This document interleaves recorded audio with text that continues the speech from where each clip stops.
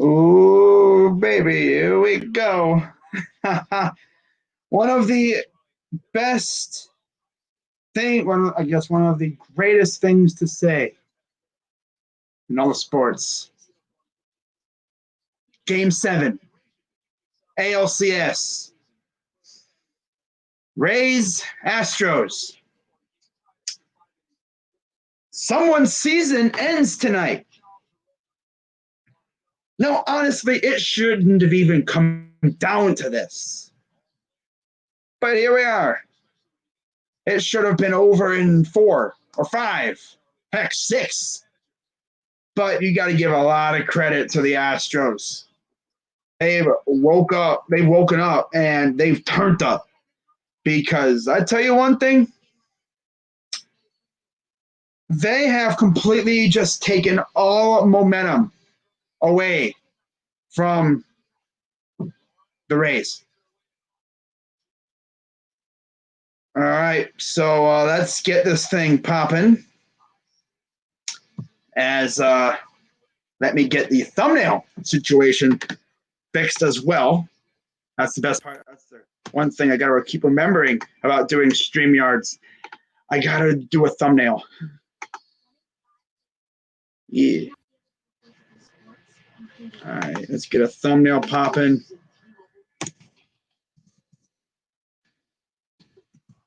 Rays Astros Game 7. One of the best moments, one of the best games out there. Everyone loves a good old Game 7. Now, honestly, it would be super tough to see a Tampa Bay team lose 4 straight games in the playoffs. Am I right? You know, the whole reference there is to the Lightning, you know, because the Blue Jackets swept them last year. So, yeah. It's going to be a lot of fun tonight. Hope you guys are ready, because I'll tell you one thing, I am for sure ready. I'll get you guys the lineups here momentarily. Here we go. I'll use this one. Here's a dope looking thumbnail. Yeah. All right. Thumbnail situation will be resolved here in a minute. All right. But yeah, ALCS Game 7, guys. Are you freaking ready? Because I am for sure ready to go. So let's get these the starting lineups for you. Of course, the Astros will be up to the plate first. This is where I guess they started their rally on the road. They were able to score first, and the Rays just were never able to really essentially get going. Now, there has been one big change to the Astros or the Rays lineup, but first we got to go through the Astros. Leading off, as usual, is Springer, followed by Altuve, Brantley, Correa, Bregman, Tucker. You have Gurriel, and then you have batting 8th is Reddick. Batting 9th is Maldonado. That's pretty much been the way it's been the entire time. For the Rays, it'll be Margot leading off, followed by Lau, Arozarena, Meadows, Choi, Adames, batting 6th. Batting 7th is Joey Wendell. Batting 8th is Mike Zunino. And batting 9th, playing, I think, in, what is this, his first game in a while, Kevin Kiermaier. And on the mound for the Astros is Lance McCullers. And on the mound for the Rays is a guy who the Astros know very well. He used to play for them, Charlie Morton. Yeah. Get Charlie Morton going up against this old team in a Game 7. Winner take all. Love to see it. All right. So I'm going to get this. There's Charlie Morton, 3-0 in winner take all games, 1 earned run. 14 innings, 9 hits, 2 runs, 1 earned, 13 Ks, 5 walks. Wow. In those winner-take-all games. Safe to say he's very reliable in those games. And this is the guy you want on the mound. He's your go-to guy. And if you're a Rays fan, you're probably supremely nervous right now because, like I mentioned just a few minutes ago, your season could end tonight. You were up 3-0. Lance Barksdale's at home. John Tumpane at first. Jeff Nelson at second.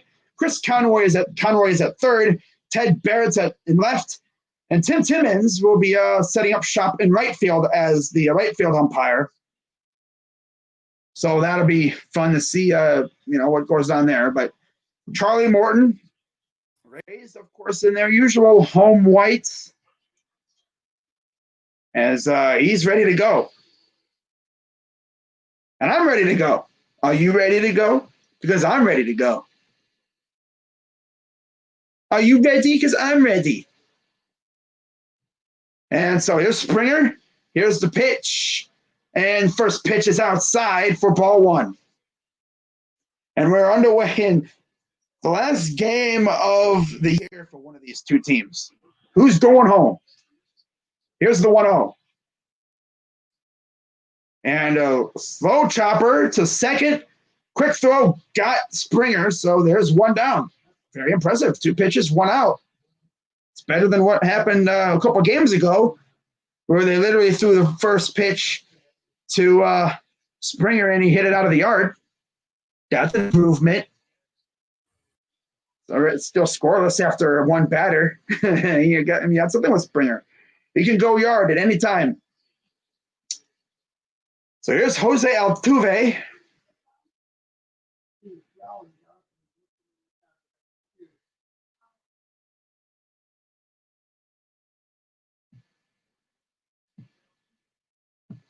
Here's the first pitch to Altuve. Outside. Nearly in the other batter's box. So it's 1-0 count once again. Against Morton, Altuve's 5 for 16 with a .313 average, but 2 dongs. So he's had success. Here's the pitch. Ooh, man, look at the movement on that thing. Wow. Impressive. And it takes it for a strike.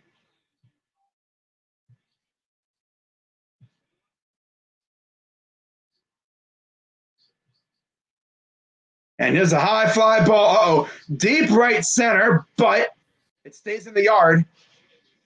And the center fielder, Kiermaier, makes the catch for out number 2. If you're the Rays, you got to score multiple runs. I'm talking maybe 4, 5. You can't score 1 run and expect to win. I mean, you have Charlie Morton. He's, I guess, your ace or one of your aces. You have Glasnow and Snell. But yeah, man, I mean, you're 1 win away from a World Series. You've been 1 win away for the last 3 days now. You have not been able to put these guys away. You got to do that here. Here's the pitch to Brantley. Takes it for first pitch strike.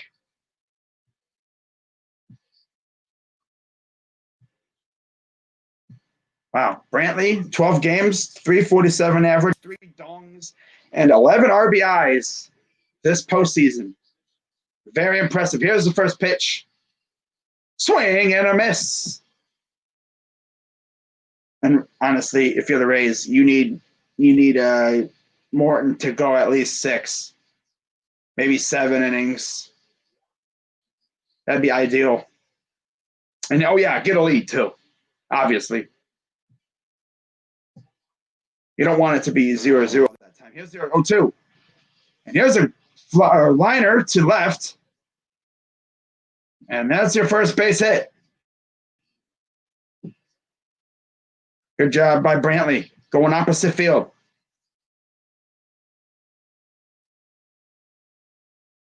Nice.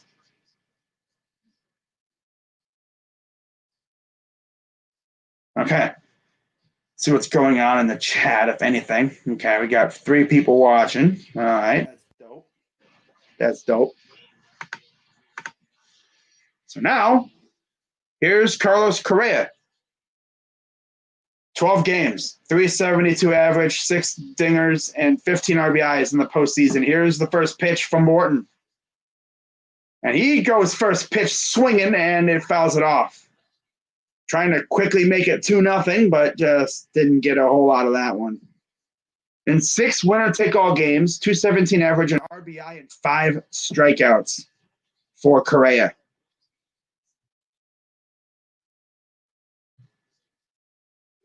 All righty. Here comes the 0-1 pitch from Morton. Fouls that one off to the right side. ALCS Game 5 just 2 days ago.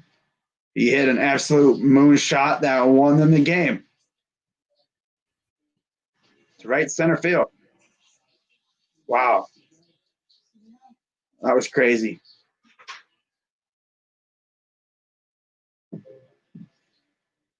And he's pretty much, they got him. Oh, damn. Gee. Wow, they were showing a highlight. And next thing you know, boom, got him. They didn't even show the pitch. They literally were showing the highlight of the walk-off. And then they come back to the game, and this dude's getting rung up. I was like, whoa. Swung on and missed. So we head to the bottom of the first. Scoreless.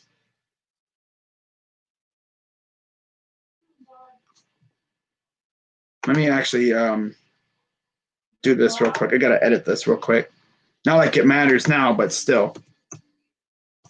It's Houston. It's actually Houston's the away team. There we go. There we go. Just had to fix that real quick. Not like it. I guess that's not like it matters now.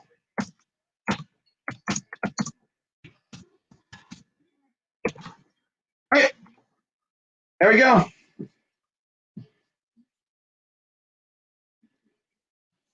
Okay. Let's get this thumbnail situation resolved, because I've noticed it doesn't show the thumbnail. It doesn't even give me an option to really change my thumbnail. So I'm going to just do it like this. Yeah.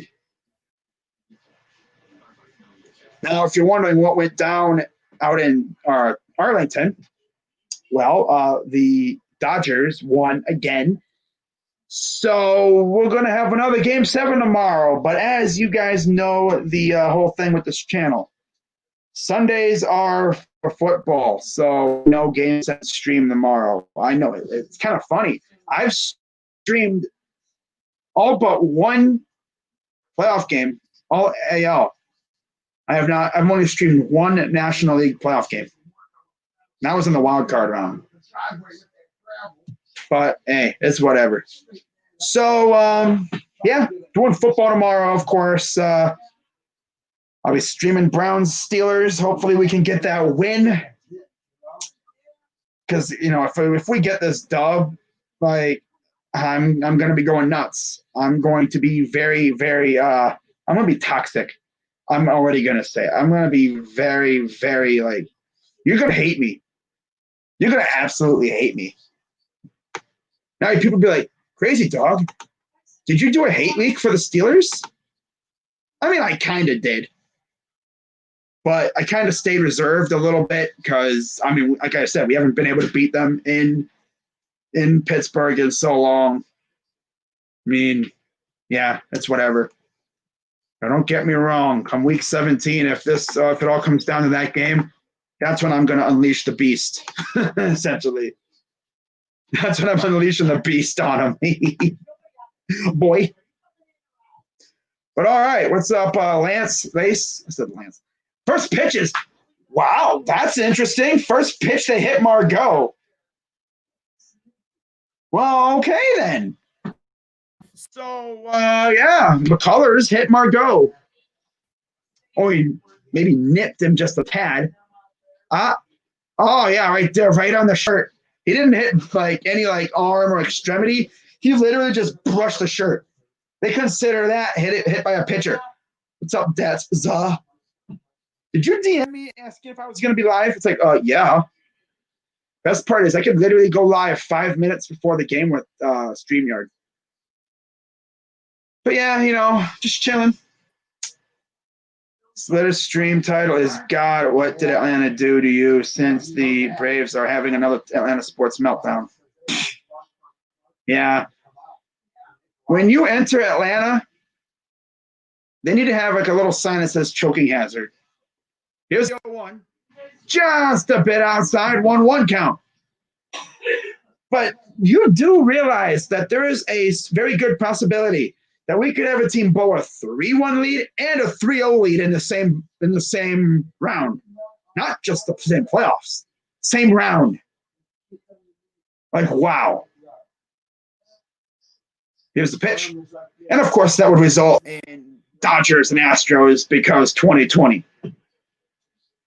Because, of course. What happened to my freaking thumbnail? It literally disappeared. Hang on.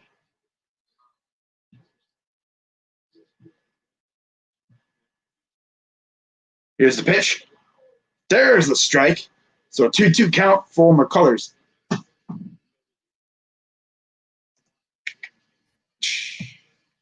And if you are wondering, I will be live after this game as well, maybe like 10 minutes or so after this game for my game day eve live stream. I'll be live maybe like a half hour talking about the game. Ever like I usually. Oh, swing and a miss. Struck him out. And Brandon Lau goes down. Wow. So yeah, McCullers and the Gold Glove winning catcher Martin Maldonado. Then you got Bregman, Correa, Gold Glove winner in Jose Altuve and Yuli Gurriel. And then you have Reddick, Springer, and Tucker. I believe Reddick has one Gold Glove as well. But here's the Rosarena. He's been the GOAT, the MVP for the Rays in this series. If the Rays hold on and take this one, he is without a doubt the MVP.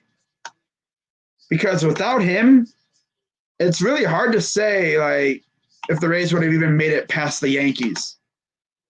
I'm pretty sure they would have made it past the Blue Jays. But the Yankees, I don't know. That would have been tough. That would have been tough because the Yankees are insane. All right, let's see this chat. Falcons choked those fourth quarter leads this year, and the Braves blowing it. Georgia might lose. I don't feel bad for Georgia. No, I laugh.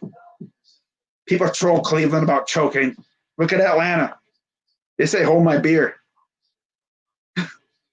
Here's the 1-2. Just outside and nearly in the dirt. 2-2 count. Good hustle by Maldonado to quickly get to the ball and prevent Margot from attempting to try to steal because he probably would have went. And you do not want that go-ahead run at second base. Funny thing about the Braves, they literally had bases loaded. They had so many chances to score in that game, and they couldn't do it. Here's the pitch. Goes opposite field, but fouls it off, stays alive.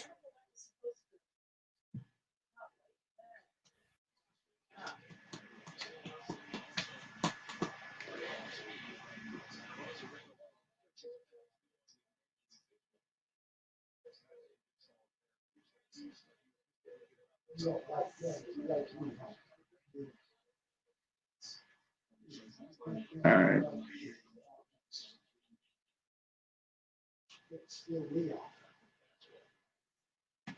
So here's the 2-2. Uh-oh, high fly ball. He'll do 2-run dong. Rosarena. Oh, my God. This guy. He's nuts. 2-run dong for Rosarena. Like I said, if they win this thing, He's the MVP. Rookies with 6+ dongs in a single postseason. He has 7, passing Evan Longoria. 2-0 Rays. Wow. That was probably the most awkward freaking home run call I've ever done, but I didn't. I was like, 2-run dong. Oh my God. That was crazy. Like, wow. Randy. Man, if they win this thing, it's because of him. Best part is, it's 2 runs. It's not 1, it's 2. Keep doing. 1-0. Swing and a miss from. Oh, look at this. Look at this thing. Ooh. Dead center. Wow. Love to see it. Here's the 1-1 to Meadows. Takes it right down the chute. 1-2 count, and there's Arozarena. That dude has just absolutely gone nuts in this playoff. 7 dongs in the postseason. That's incredible. That's crazy. Ball in the dirt. Like if they continue to the World Series, he could have 10, maybe more. Meadows, 9 games, 2 dongs, 2 RBIs.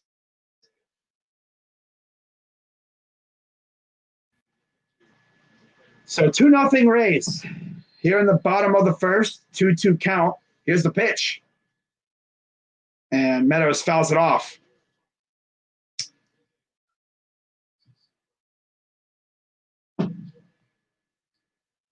Astros fans mad. Ask Atlanta or Minnesota sports, who's more cursed? Well, Atlanta was this close to a Super Bowl. They were that close. All they really had to do, get a first down, maybe kick a field goal. They would have had it. Matt Ryan would have been hoisting a Lombardi. But no, they couldn't do it.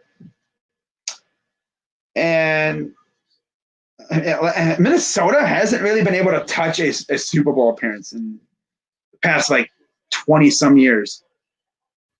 They were close in 2017, though. They were really close. Here's G-Man Choi. Just reading a Schefter tweet talking about players who are expected to return from injury. Yeah, whatever. But there's a shift, man. They got Correa playing in deep shallow. Here's the 1-0. And it's a inside 2-0 count. But yeah, Minnesota hasn't had a whole lot of chances to win a championship. Those T-Wolves have been bad for a couple of years. That one playoff appearance where they were quickly dispatched, whatever. Twins, they've made the playoffs the past couple of years, but again, dispatched. They've lost 18 or so straight games. Here's the pitch. Low in the dirt. Yeah, they're not good. I mean, they're freaking regular season merchants, it's whatever. Vikings, I just mentioned, they got the closest they got was against Philly in 2017.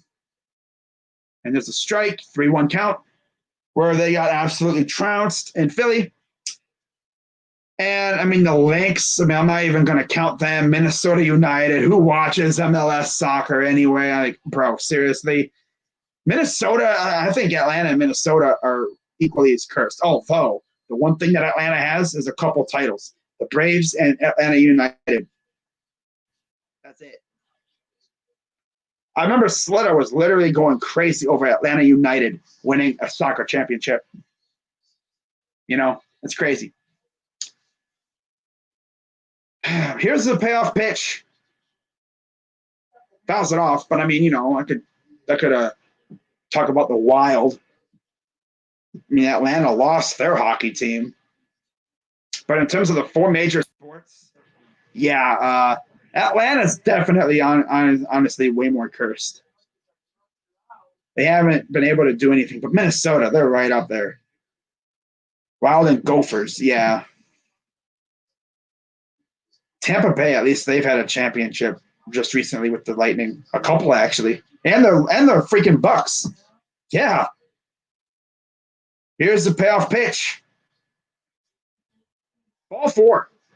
If you think about it, if the Rays make it to the World Series and they somehow win it, that means I guess you could technically say, well, no, because there's other cities whose teams who have more than two teams that have a championship. You know, Tampa Bay Lightning have a couple. Bucks have one. Rays have been to a World Series, but they've never won it. Here's the first pitch to Willie Adames. McCullers has thrown 26 pitches. Cardinals trash, Suns trash, D-backs trash, Coyotes trash. There you go. But you know what? The D-backs have a title. But yeah, the other four trash. Arizona is so cursed. They are. Minnesota, have they ever won a championship? The Minnesota Twins, they have a couple titles, but they're old from baseball. That's really it, as far as I know. I'll even go through some other cities who have won titles too. Here's the pitch. Whoa, they call that a strike. All right.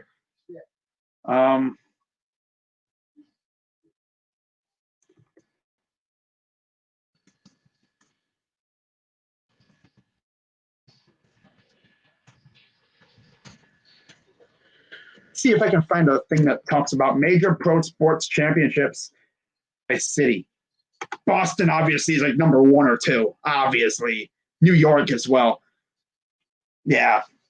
I guess if you go, I guess you could even say like the major. Yeah. List of U.S. cities by number of professional sports championships. Yeah. 2-2 count coming. Here's the pitch. Swing and a miss. So he gives up the 2-run dong, and then that's really it. Could have been much worse, but it's 2-0 Braves after one. Meet the Braves. Rays. Got me talking about Atlanta sports. Wow.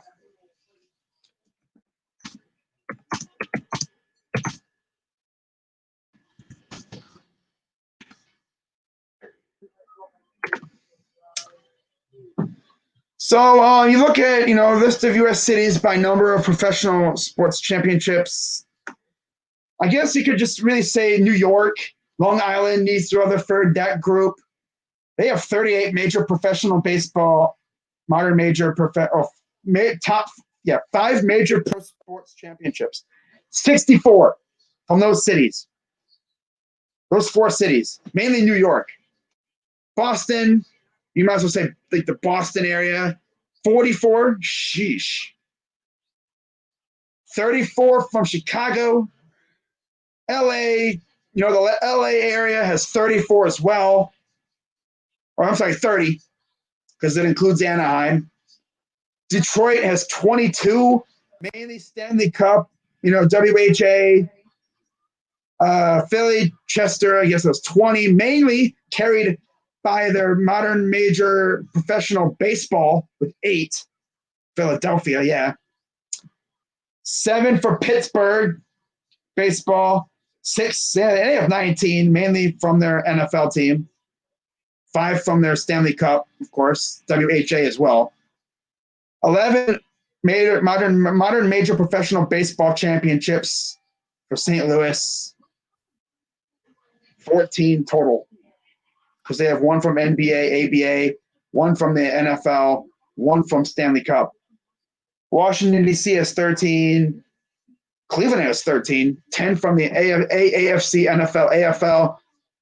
And you could even include, 10 from the AFC, NFL, AFL. 2 from baseball, 1 from NBA. That's it. So 13. We're tied with Washington, D.C., according to this Wikipedia thing. Cities that have had none. Charlotte, obviously. Jacksonville, duh, because they only have 1 team. Memphis has 3 teams and no titles. They were close in a couple times. Nashville, duh. They have 3 teams as well. Memphis has, 3 teams. Nashville's had 3 teams in their history. OKC's only had 1, duh. Orlando, 2, nothing. Sacramento's had 1, nothing. Las Vegas just recently had 2. They were this close to a couple. They just only had 1, but now they have 2. I could see them winning a couple rings before long. But let's get back to the action. Here's Alex Bregman. Here's the pitch. Inside. Ball 2. San Diego, oh God. New York, Boston, LA, Detroit, Chicago. Detroit and Cleveland is good. Cleveland has a lot from the Browns. Yeah. Cleveland's been carried by the Browns because the early days. Heck yeah. Here's the pitch. And it's strike 1. To Bregman. Want to talk about Chris Tennessee? Oh God, I think they have 0 all their teams. Yeah, Nashville, Memphis, the Grizzlies, the Preds, the Titans, nothing. They were close a couple times. Here's the 2-1. Grounder. That's going to nice fielding play by the shortstop, and they'll get him. Bang bang play from Adamas. Good play. Great play. Obviously, the Celtics have 17 titles, so yeah.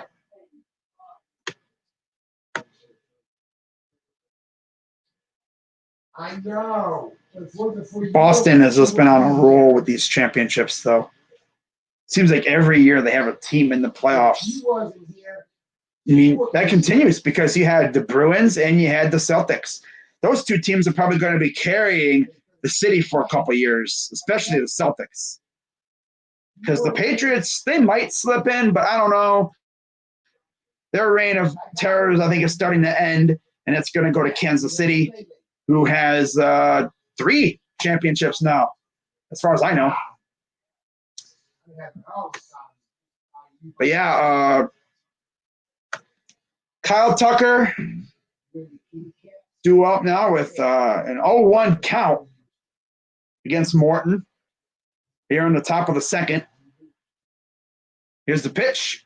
Grounder stays fair, and that's an easy taker for Troy. Takes it himself and just steps on the base. Easy 2 out. I wonder what it looks like counting college football and basketball championships. Well, Cleveland doesn't have any titles, but Columbus has a dozen, honestly. Oh, yeah. That's when you can include Columbus. St. Louis has 13. Yeah. Rams won the city's only Super Bowl. The St. Louis Hawks won an NBA championship in �58 before the team moved to Atlanta. Blues have lost the Stanley Cup, but they've won a title. So I guess 14 now for them. So I guess at this point they passed at Oakland and San Francisco. Because this article that I found was posted in I'm sorry. No, Oakland and San Francisco, they're up there now. They passed Green Bay a long time ago in Pittsburgh and them. Philadelphia's got 17, Detroit 22, LA 22, Chicago 27, 34 for Boston, 55 for New York. This is from 2011 too. God. Dallas Keuchel, Lance versus Charlie. I can't. Yeah. Dallas, because you're playing on Chicago right now. Here's the 2-2. Fouls it back. See what other articles I could find. Okay, yeah.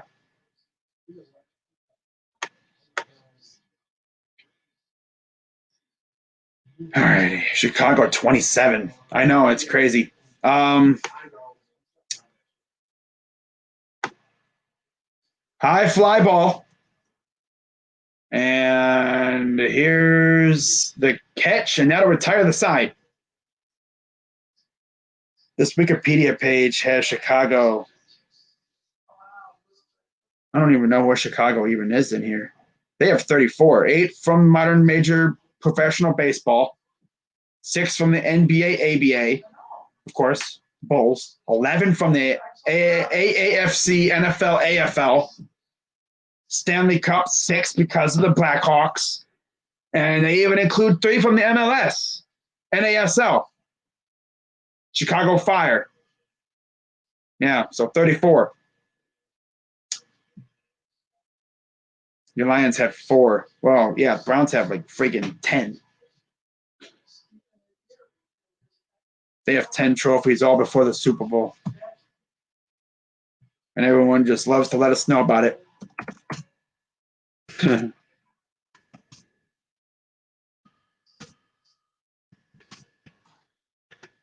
Yeah, if you're a Tampa Bay fan right now, you're trying to have another one of your teams win another championship.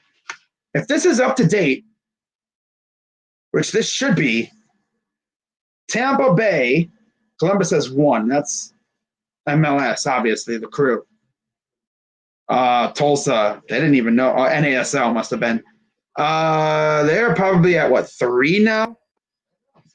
No, they're not even at 3. Wow, where are they at? Where's Tampa at?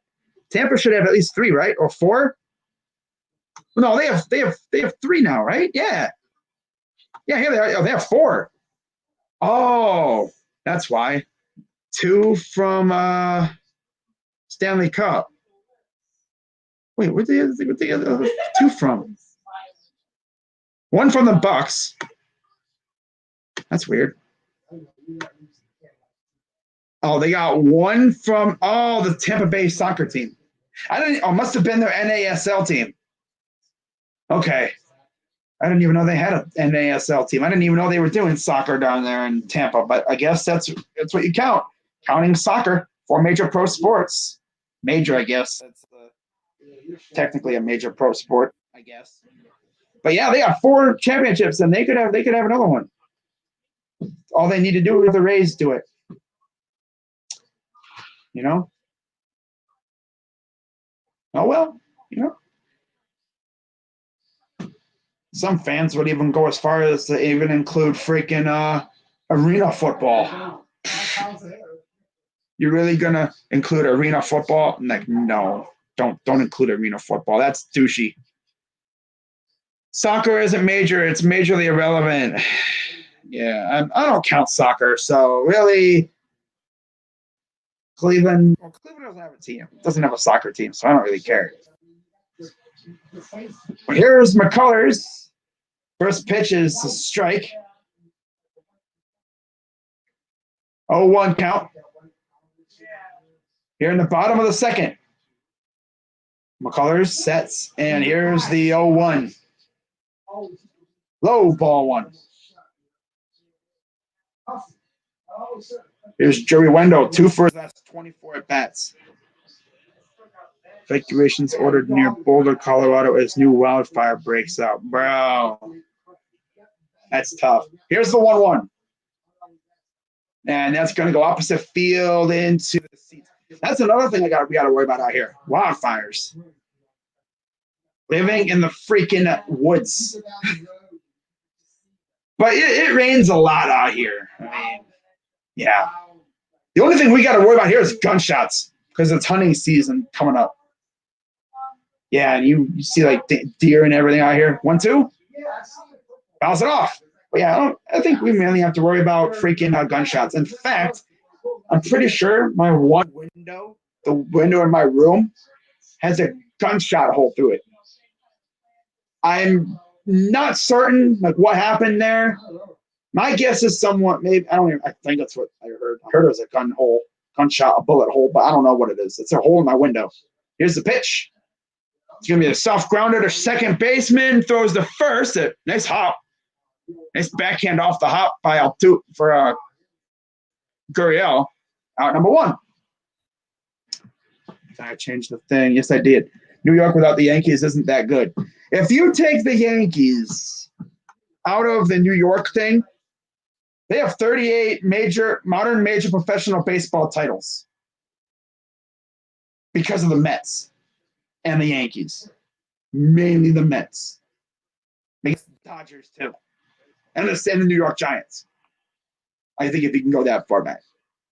4 NBA, ABA titles, 9 AFC, NFL, AFL titles, 8 Stanley Cup, WHA, 5 MLS and ASL titles. North American Soccer League, Stanley Cup.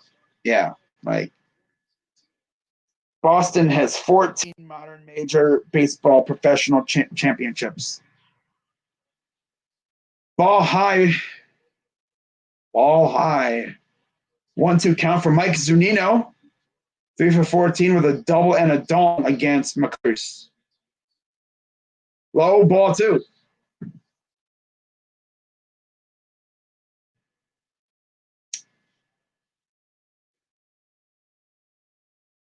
All right, let's see if I can find anything else. Here's the pitch. Low 3-2. Oh, yeah, Boston, I mean, they have a team, like I said earlier, they have a team in the playoffs every year from one of their sports, from one of the leagues. Yeah, 59 for major pro sports championships. Yeah, New York City, Long Island, East Rutherford, New Jersey. 59 major pro sports championships. Yeah. Baseball, NBA, AFC, and Stanley Cup. They don't even include soccer. They still have 59. Boston's second with 44. Chicago has 31.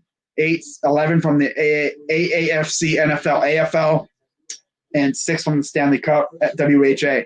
Payoff pitch. Grounder. It's going to go foul. Detroit is tied for 5th with LA Anaheim.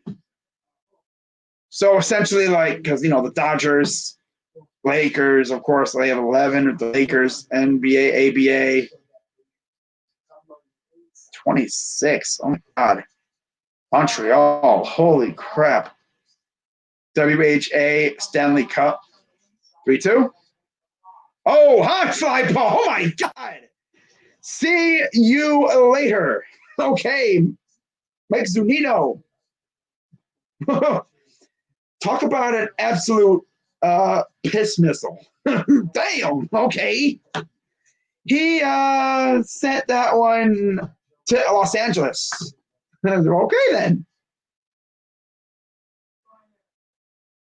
All righty, then. All right, Mike Zunino. 3-0 Rays.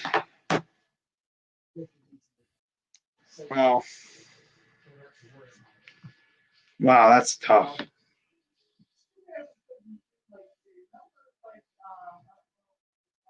Wow.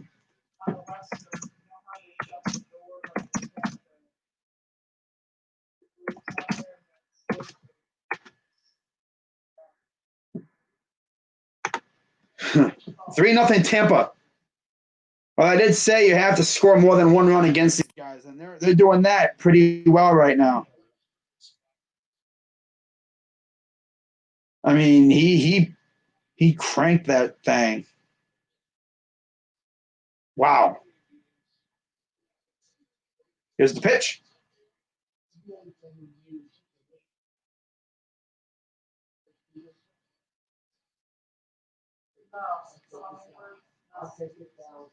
Here's Kiermaier. 0-2 pitch. Strike 3 called. Got him.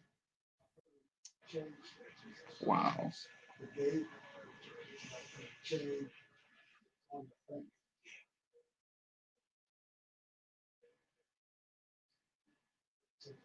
Wow.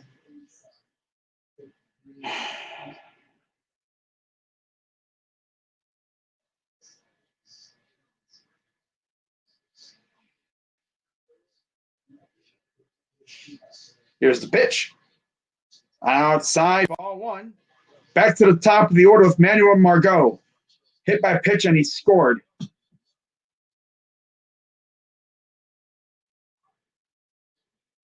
Here's the 1-0. Outside. Did he go after it? Oh, he foul tipped it. 1-1.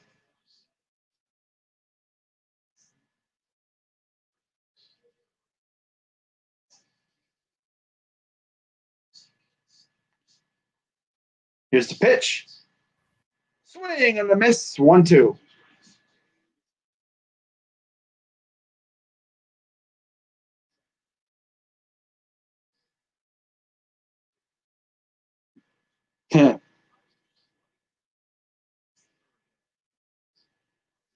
Wow, 5-11, highest team slugging versus curveball behind the Braves. Swing and a miss. Struck him out. That'll retire the side. And that'll do it for the second inning. So we head to the top of the third. 3-0 Tampa.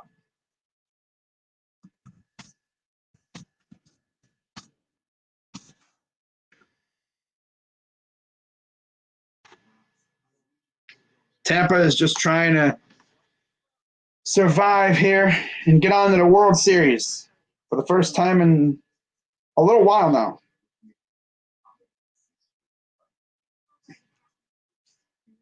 Yeah, buddy.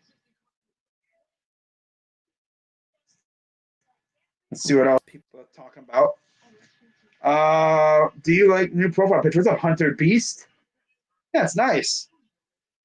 My teams need to get their heads out of their ass, though. LA and Chicago and all these other cities we're behind have good teams right now. We're trash. Not a good time for Detroit. I will say that. Because if you take away MLS, Cleveland is actually 12th, tied with Green Bay. 10 AAFC, NFL, AFL. Makes sense. Championships. We're one behind St. Louis. So Indians, whenever you're ready to win a freaking title, go do it.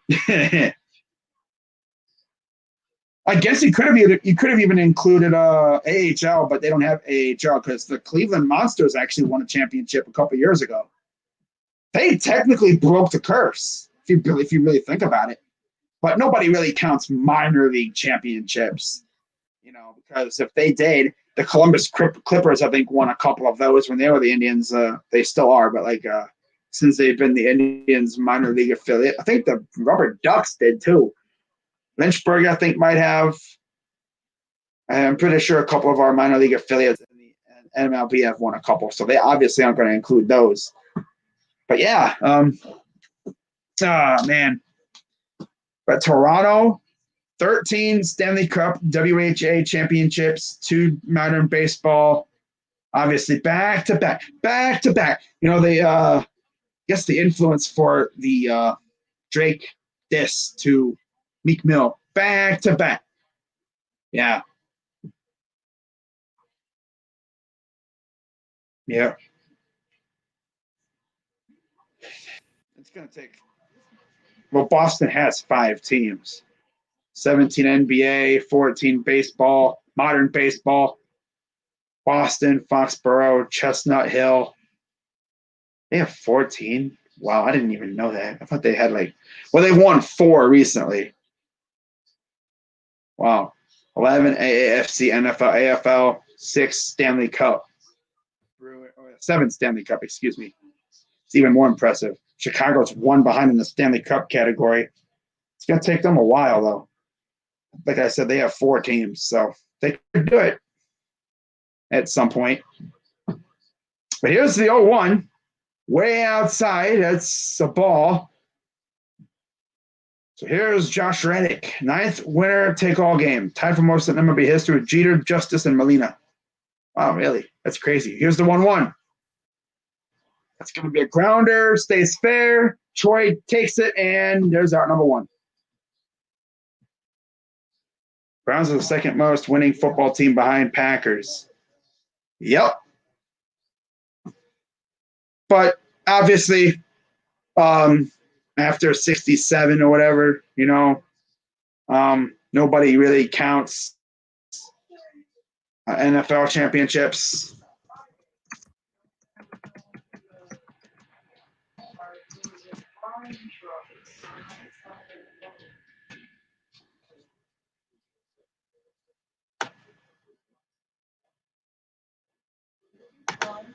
And there's a strike one. This is Martin Maldonado.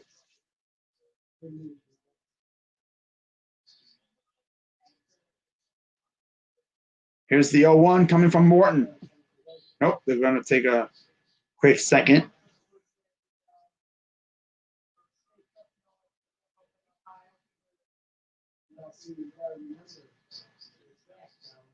Take time again. So, most teams with NFL championships. The early years, yeah. Wow. Here's the pitch. Strike two. The Akron Pros, APFA, won a championship. Chicago Staleys, the Kenton Bulldogs. But in 1933, they made the NFL championship game from 33 to 65. Swing and a miss struck him out. 2 down here in the top of the third. The Browns obviously have won a lot of those. Our first one was against the LA Rams in 6 and 50. And then, of course, you have 54, 55. So, yeah, and then 64. Grounder right to third. Throws to first, and there's out number 3. So, top of the third goes really quick. We head to the bottom of the third, 3-0 Tampa. Now, when you get to the Super Bowl, which they say is 66, literally 2 years after we won, to think if Jim Brown would have lasted into those years, we probably could have won a Super Bowl. That's nuts. But I think Art Modell, biggest loser I've ever seen. Shoes Paul Brown, or he fires Paul Brown. They pretty much made Jim Brown retire. He essentially, I think, told Jim Brown it's either football or movies, and Jim Brown wanted to do movies. If I was the owner and Jim Brown's like, I want to do movies, I'd be like, you know what? Well, I mean, you got the whole off season. You can go do movies in the off season. That's all right. Just don't hurt yourself. Go make that money, doing movies. As long as you're back here working out with us, by the time camp starts up, that's fine. Just again, don't hurt yourself. Because we need you. Dude would have probably wrecked the league for another 5 or 6 years, and we probably could have had a couple bowls. But hey, that's the way things go, I guess. Yep. That's the way things go.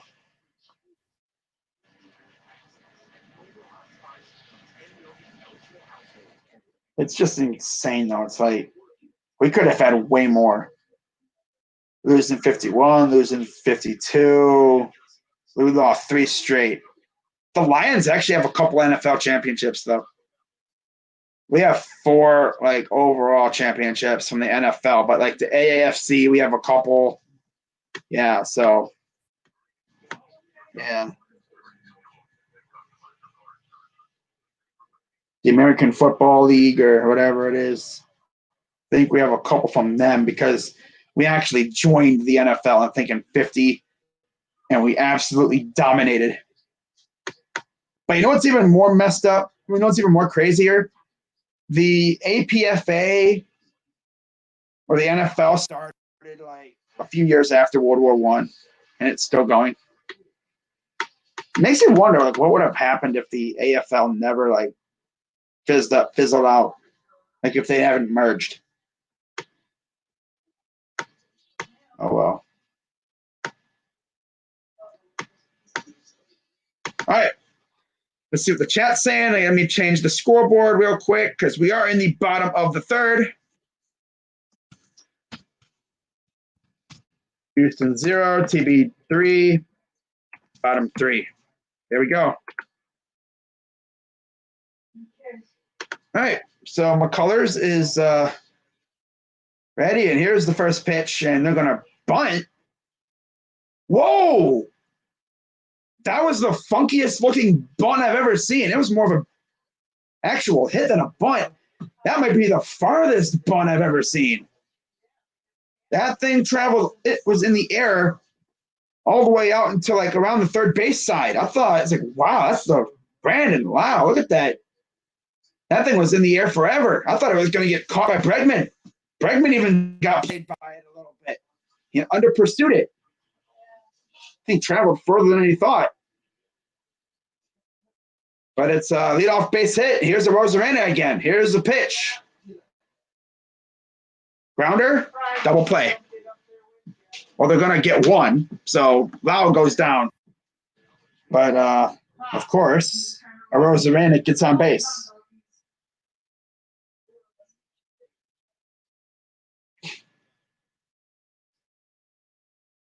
Man, if there's any team I want to see win a championship, it's probably the Tampa Bay Rays. If the Rays win the championship, this is going to be the best couple months that Tampa Bay sports has ever had. Brady comes to the Bucks. This is the most successful Bucks team they've had in years. You also have, of course, the Lightning winning a championship again. Rays possibly going to the World Series. Man, that's dope. Man, it sucks. Lions and Browns ran the 50s and 60s. Lions, Browns, and Packers and Bears ran the 50s, 60s, 70s, and 80s. Yep. And to think we could have had a couple bowls if things went our way in the 80s, but nah, of course. 1-0, we were cursed. Biner doesn't fumble. We get one interception or we force a, 3-and-out against Elway. We could have won 2 bowls. But no, it's not the way things went. I guess, just bad luck.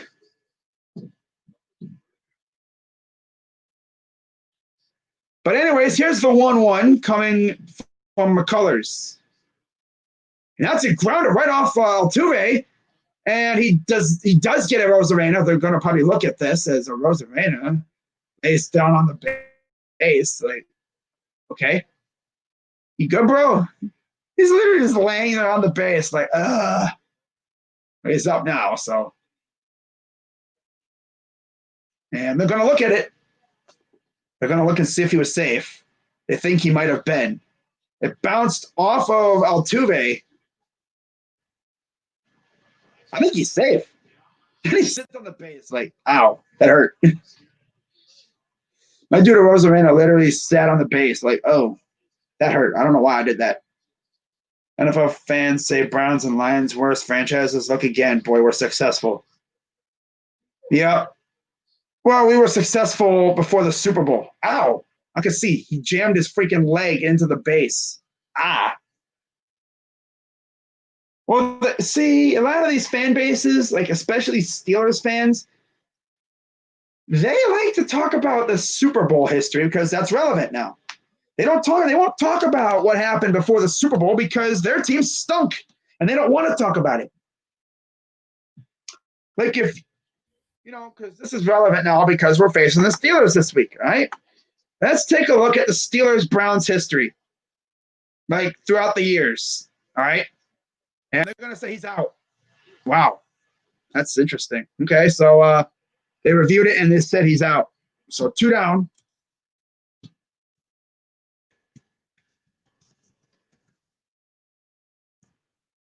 Obviously, when you look at the history, they've dominated because they faced some absolutely god-awful Browns teams. No team from the Browns has been this good, in my opinion.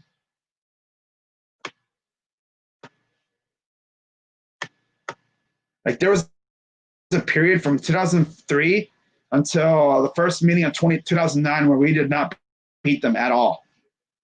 There was a guaranteed L. Yes, it was the first pitch ball to Troy. But you look back in the freaking early 50s and 60s, there was a point where in the 50s, from 50 until 53, 56, we only lost to them once or twice. Yeah. That's a strike, so 1-1. Bad swing. In the decade from 1950 until 1960, we lost to the Steelers a grand total of 1, 2, 3, 4 times, maybe 5 times. 5. From 1953 to 1950 to 1960. You see a lot of W's. It was back and forth in the 60s. And they don't like to talk about it. 70s, they started to get good. That's when the Steel Curtain came into town. And then, in the 80s, we took over that freaking thing. Now it's like 90s, they started taking over. And then here we are. So it's like a phase. Sooner or later, we're going to take over this freaking series again. If we win tomorrow, if we would have won that game a couple years ago, that was the tie, it would take us 8 years of sweeping to tie up the series. That's crazy.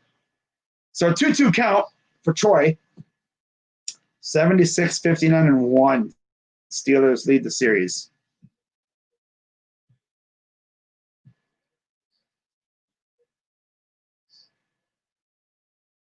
Much like they really couldn't beat, Jim Brown and company. We can't beat Big Ben. They couldn't beat Otto Graham. We can't beat Big Ben. Here's the 2-2. High ball 3. Now you look at, let's say, Browns versus Bengals history. You're going to start to notice something really, really, really funny.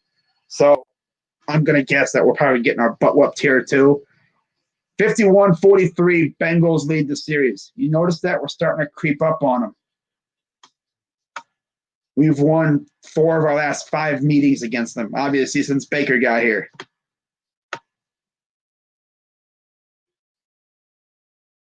Here's the pitch. That's fouled it off. I think it might have hit Maldonado.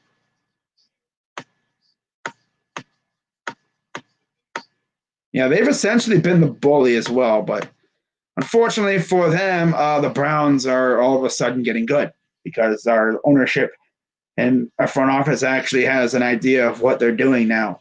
So, yeah, Bengals, you're kind of in for a little world of hurt. Tough. Mm-hmm. So, full count, 1 on, 2 out here in the bottom of the 3rd. 3-0 Tampa. Let's see what Troy does as the Rays try to advance to their 2nd ever World Series. Here's the pitch. High fly ball, deep left. Warning track. Nope, just shy of the warning track, and that'll do it for the innings. So we head to the 4th, and it is 3-0 Tampa Bay.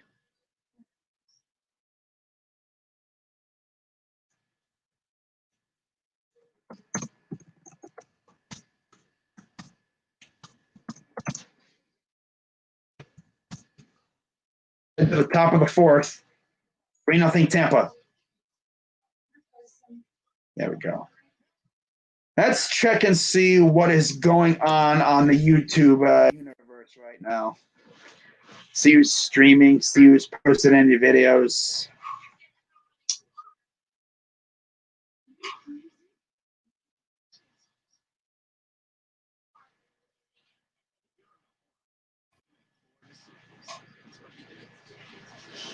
Tana's doing a live stream right now talking about Saturday night pregame. Little interesting there. Man, if the Giants don't win tomorrow, I don't know how many games they're going to win, because if they can't beat the football team, I don't know. I just don't know. I mean, they may go freaking 2-14, 3-13 maybe, if they're lucky. I don't think they're going to go 0-16, but I mean, not a good time to be a football fan in the state of, well, I guess New Jersey. Can't say New York because the Buffalo Bills pretty much own that state. People say that, the Giants and the Jets are New York, but no, they're Jersey. No, they're Jersey. Buffalo essentially has New York now. They're 4-1. Like that's their New York's team, as some people say. But I mean, the Giants and Jets fans can, flex their Super Bowls. But yeah, that's cool. You know. Oh well.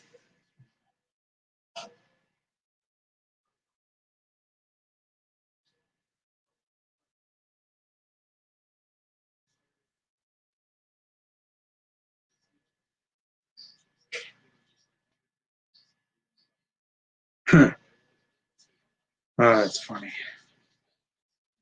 Someone on Twitter said poor Altuve. Said nobody. Yeah, nobody's saying poor Altuve. No. Dude makes an error. I'm like, ooh, that's tough. Let's check the subscription box and let's see who's streaming or whatever.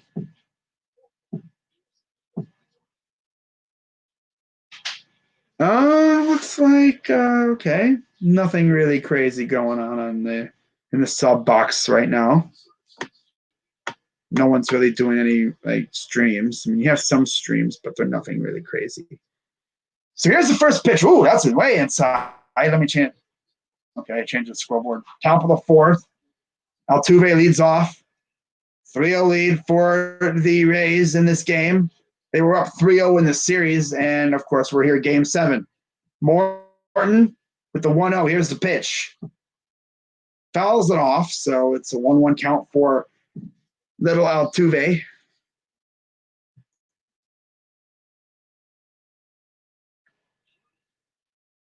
In previous 6 winner take all games, 217 average, 2 dongs, 5 RBIs, 3 Ks. Here's the 1-1. Oh, that's a nice pitch. It looked like it was going to be a ball half the way there, but it moved inside, so there you go. It definitely had Altuve thinking it was going to be a ball. He was sitting on it thinking it was going to be a ball, but it moved in last second. Swing and a miss. Strike 3. Got him. Charlie Morton doing work against his old team. Tough. But you love to see it.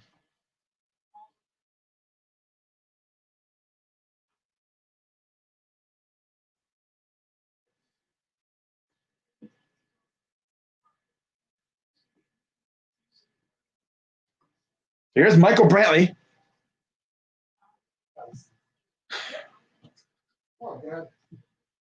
I've only been streaming for an hour, and we're finally in the 4th. Not too bad. Hour, 8 minutes streaming in the 4th inning. Game's moving at a pretty good pace.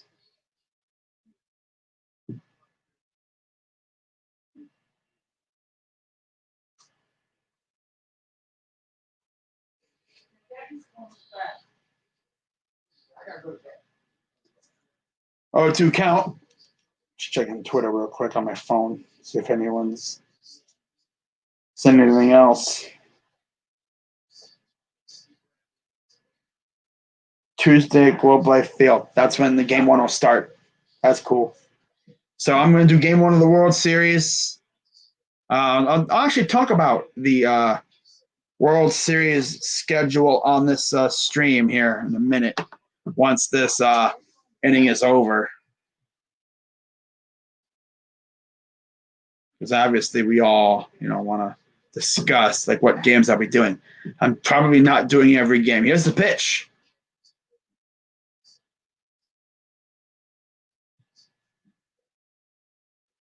Might miss like 1 or 2 games.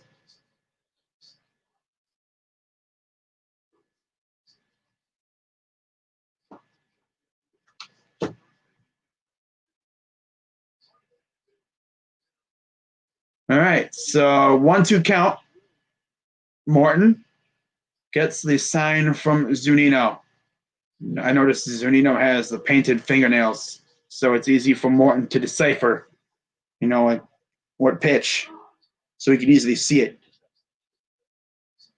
I've noticed that from a lot of catchers. They paint their fingernail like a neon color. So that's cool. 2-2. And here's a high fly ball, shallow right, and Margot will call it and make the catch. So Altuve is retired, or Brantley retired, excuse me, and now there's 2 down.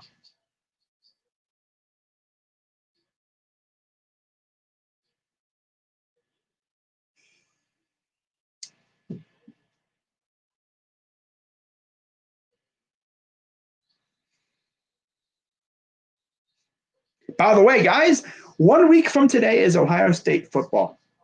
And you know I'm streaming. It's going to be fun, and I can't wait. Here's the pitch. Swing and a miss. This is Carlos Correa. 0 for 1 with a strikeout.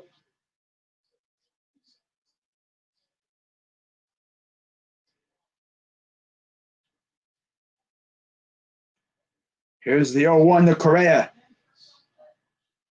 Swing, and he foul tipped it. Wasn't caught, so he's essentially saved, but yeah, he fouled it off, just barely.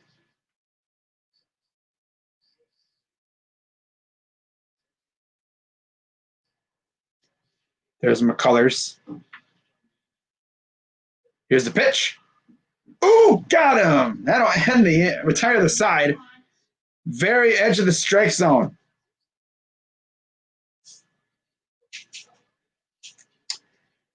So Morton out here cooking now. We head to the bottom of the 4th, 3-0 Tampa.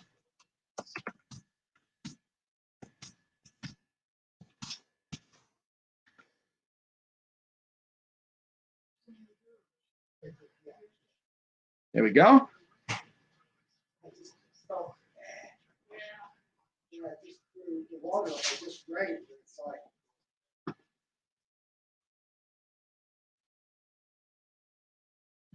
All right, I'll be right back, guys.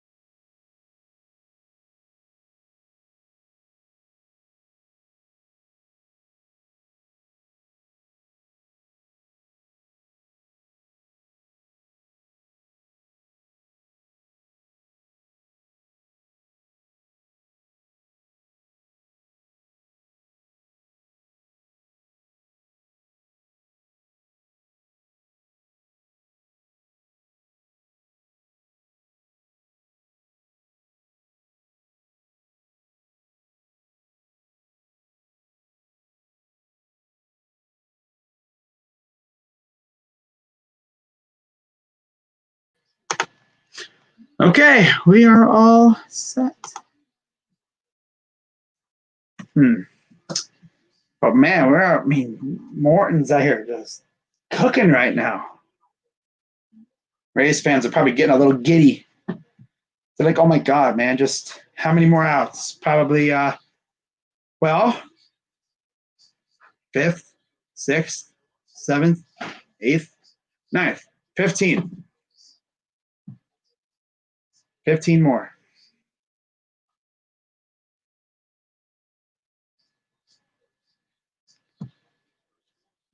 So first pitch strike from McCullers.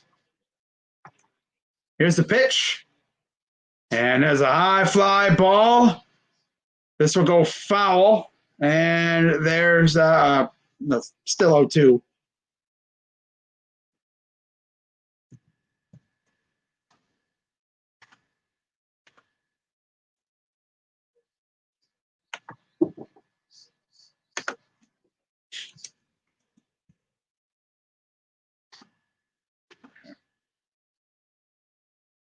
All right.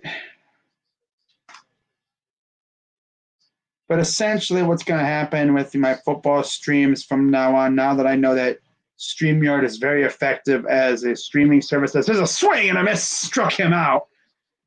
And what I'm going to do is I'm going to stream my football games via, I guess, like OBS. But if OBS wants to be stupid and, if my internet is very unstable and all that crap and it starts doing that disconnecting thing, if it disconnects, that's fine. Because as long as it just stays live, I don't care if it disconnects. Because hopefully it just reconnects. It just gets very annoying. If it ends the stream, I'll just go to StreamYard and do it. That'll probably be the easiest thing. I'll try it out tomorrow.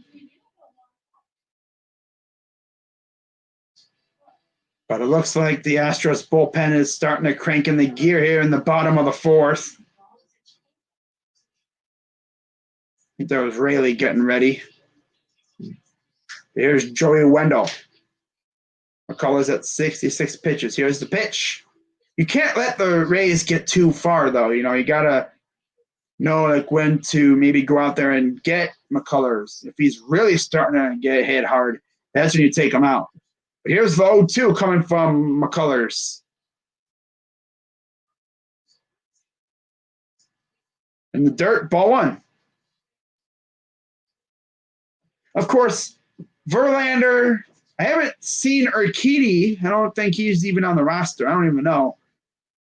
I have not seen or heard a peep from him at all this series.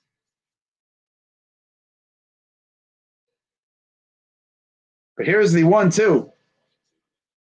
Grounder off the mound. That's in the gap for a base hit. All the way to the center fielder Springer, who came hustling in there and kept it at only a single.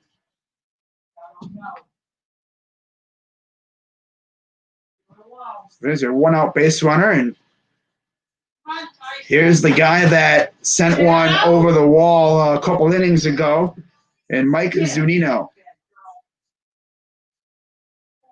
Right?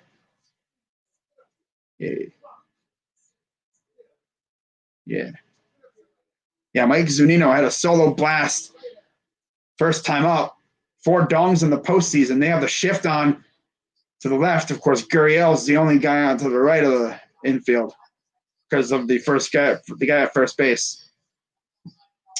Obviously, you're not just going to let him just take second.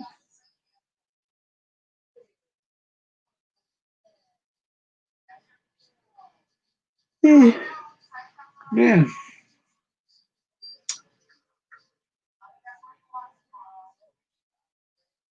Oh, yeah, that's true. But here's the 1-0. Swing and a miss. 1-1 count. I cannot wait until tomorrow, though, doing friggin' Browns and Steelers.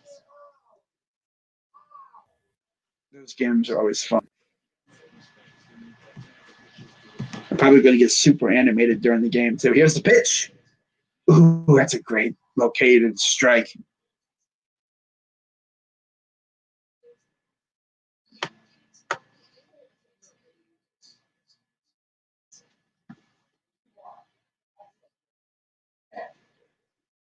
Here comes the 1-2 to Zunino. Uh-oh, high fly ball. That'll go foul down the right side.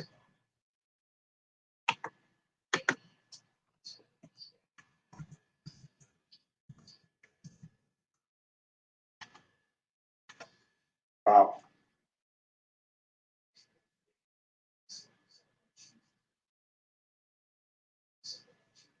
Here's the 1-2 to Zunino.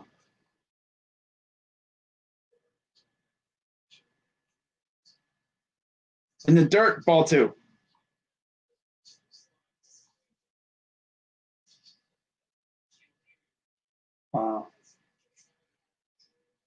Of course, you have a Game 7 tomorrow, Braves, Dodgers, but as I have already mentioned, I'm not streaming that game because football is all tomorrow, and I just want to sit back and watch some football.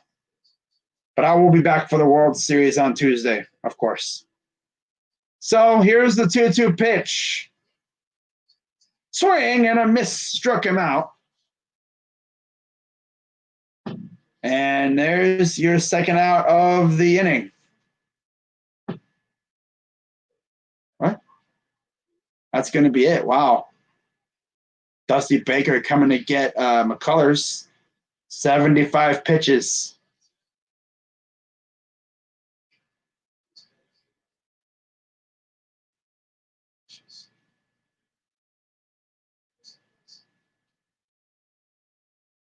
Wow, he's still going to get him. He ain't taking any chances. Because you have Kiermaier up. So, yeah. McCullers gave up 2 dongs, and it's 3-0. With 2 down here, and I would have waited and seen if he can get that final out. But that's cool, I guess. That's all right. Just better hope this doesn't backfire. You know?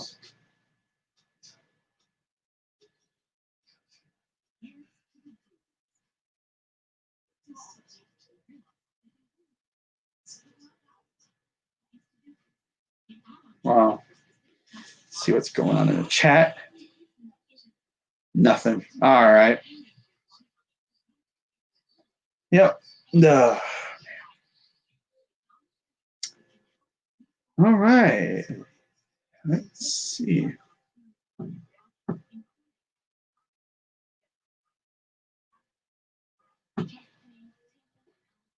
So, quick check of Twitter. Let's see what people are saying. And of course, they're not really saying much of anything. Some people are talking about the Georgia-Bama game. Some people are just tweeting about nonsense. People just be tweeting about all kinds of different things.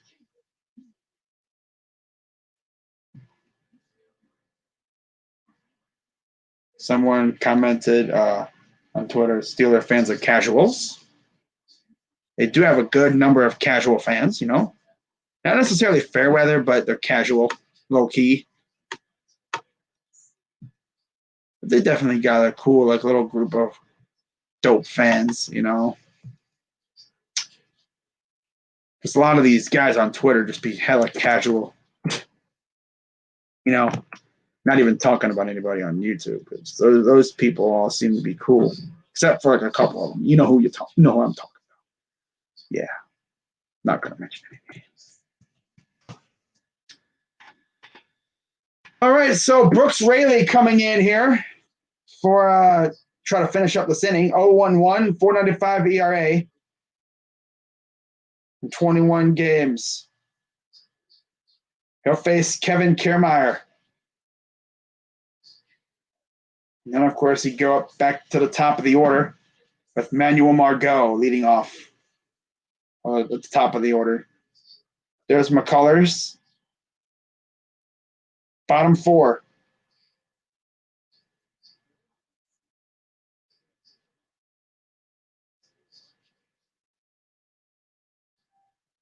Here's the first pitch from Raley. Oh, he's going to throw to first.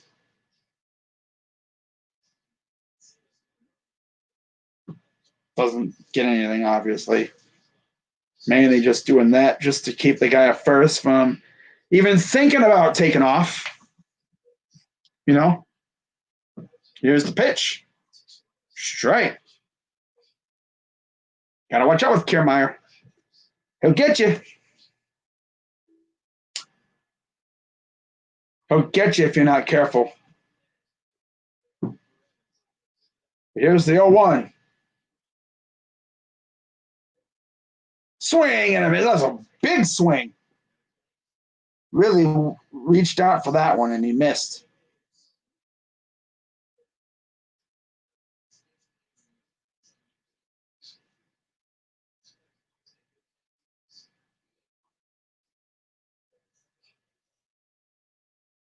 Here's the 0-2. Low ball one.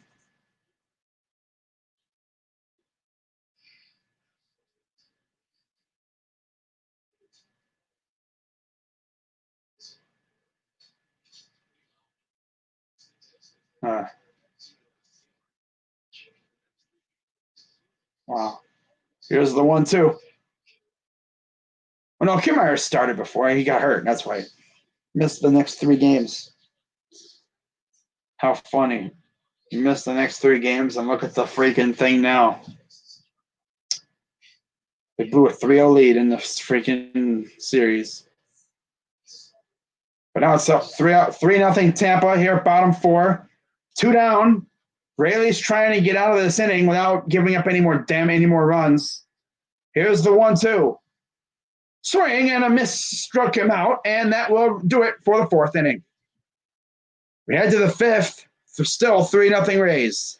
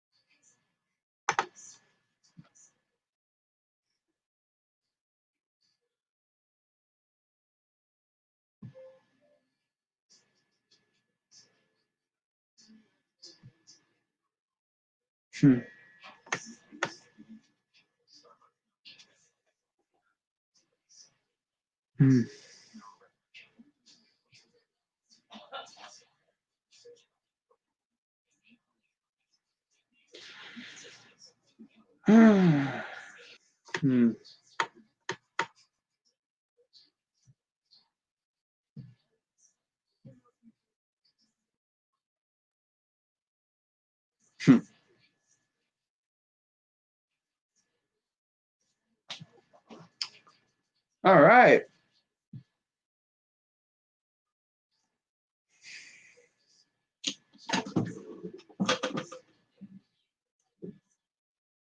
So, top of the 5th now.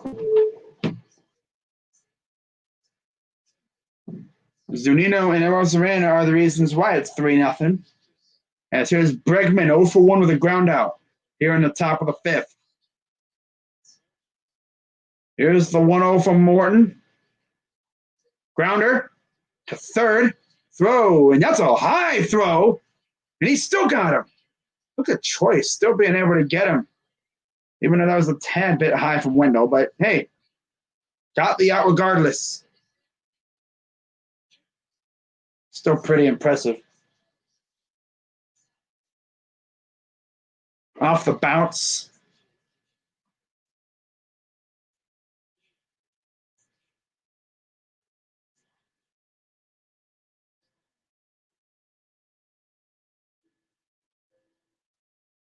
Yeah, right there. His top of his foot barely stayed on the base.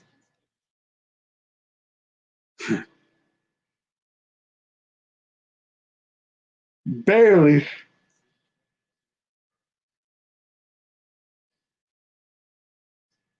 They're going to actually, of course, they're challenging it. Here's the ruling. Out.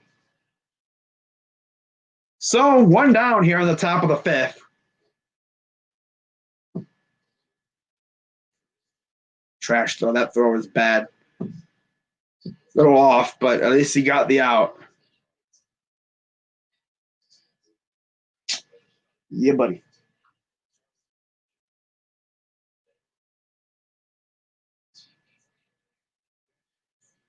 Dude. What's my baseball team? Who?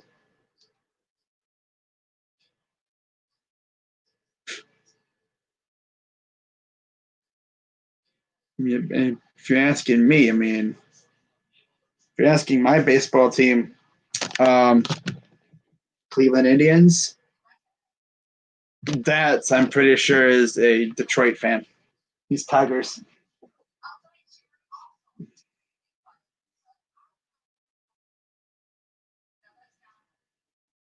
Lowest ERA in winner take all games. Morton has a .50 with 18 innings pitched. Here's the pitch. Swung and missed. Fouled it back, but regardless, it's an 0-2 count. Kyle Tucker, 0 for 1 with a ground out.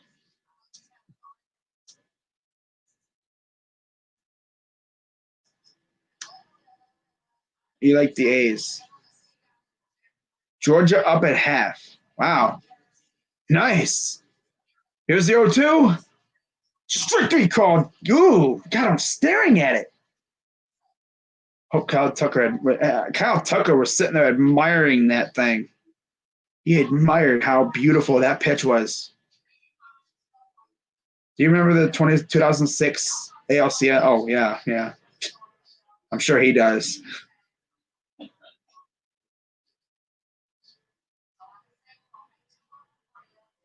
Look at that pitch, though. It's like Morton's just out here buzzing through these guys. So here's Gurriel. Fly ball, right field, and that's out number 3. So very quick. Top of the fifth.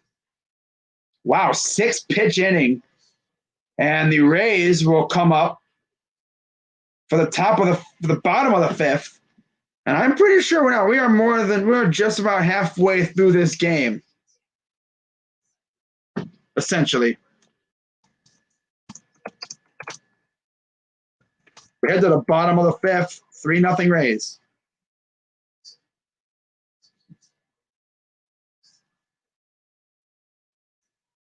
It's already 5th inning. I've been streaming for an hour and a half. Pretty good pace. Pretty good pace. But Morton is just looking like a monster out here. He's on a mission. He saw what his fellow Rays pitchers were doing. He's like, you know what, I'm gonna lead us to this World Series real quick.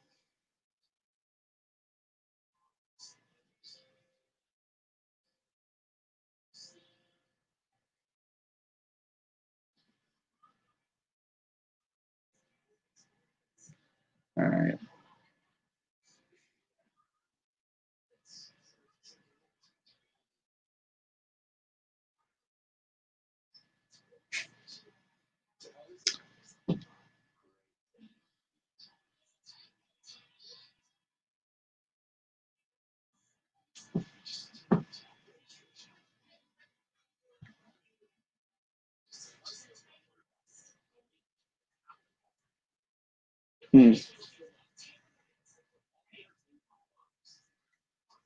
Who do I root for in who did you root for in '06? Cardinals or Tigers in World Series? Me? I didn't really care. Niner Rams game gotta get flexed. Gonna be a blowout. A lot of people are saying they wish that our game would have gotten flexed to later in the day, but honestly, I'm kind of glad it's a 1 o'clock game because I kind of hate waiting all day for my squad to play because it's like I can't. I mean, I can do everything that I need to do before the game, but it's like the nerves start kicking in and the butterflies and the anxiety starts kicking in, and at least when we're playing at 1, it's like, okay, well, wake up, eat breakfast, got this whole thing going on now. It's like, oh, look at that, it's Urquidy. First time we've seen him in a while.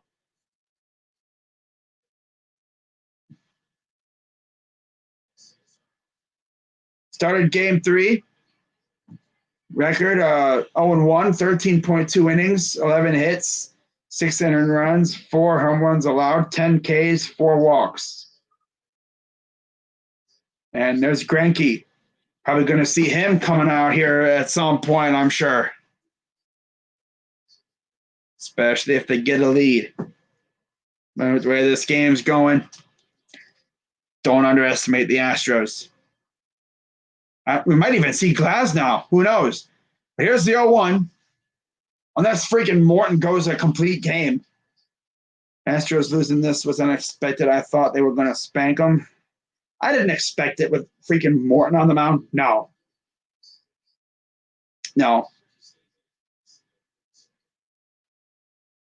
Here's the 3-0. I mean, the 3-0. The 1-1. Low for ball, too.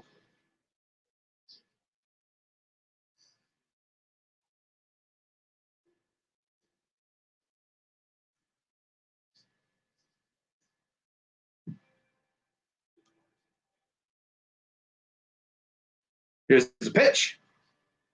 Grounder fouls it off. Rays Dodgers would be very interesting. Rays Braves would be nice. Something different. 2 exciting teams, Acuna and company versus the Rays. First time that both would be in the World Series in a while. Here's the 2-2. Ooh, inside and a little low. And that is ball 3. So full count with Brendan Lau on deck.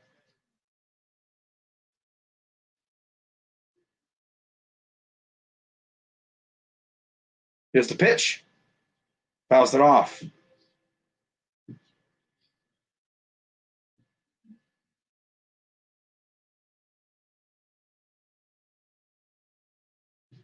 Five home runs in the postseason for Margot, 11 RBIs. Regular season, he only had 1 dong with 11 RBIs. So Dodgers, it's football, not streaming. No. I'm not going to stream on Sunday. I usually take off days on Sundays. Of course, I didn't stream for the longest time, but it's Sunday. Sundays are for football. I'm going to just relax. After my team plays, I'm going to just chill out and watch the rest of the Sunday. Hopefully, I'll be in a good mood because hopefully we get that dub. But if we lose, it'll be a bummer. But then I'll just, I'll be like, okay, that's cool. Hopefully we played good. I want the dub, though. I'll be pissed because we lost. But it's like, well, got the Bungles next week. Bounce back. Get to 5-2. That's cool. I mean, I didn't expect 15-1. I figured we were probably going to lose a couple more games. I want to see Oakland in the World Series. Billy Bean, I hope you're listening. He ain't going to be listening to this. Heck no. Dude's probably sitting in his office somewhere trying to figure out how to shape the roster for next year. Or he's probably sitting at home. He's probably sitting at home watching TV, not baseball. He's probably just watching freaking football or something. Alabama, maybe. But 0-2 count with 1 on. Brandon Lau. There's Gurriel. There's Bregman. Or figure out how to beat Astros. Yep, that too. But here is the 0-2 pitch. Oh.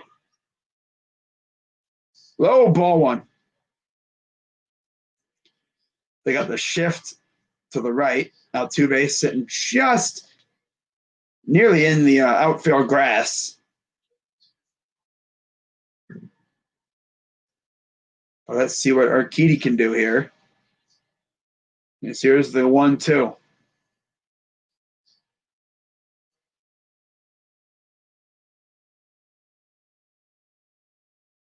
Here's the pitch.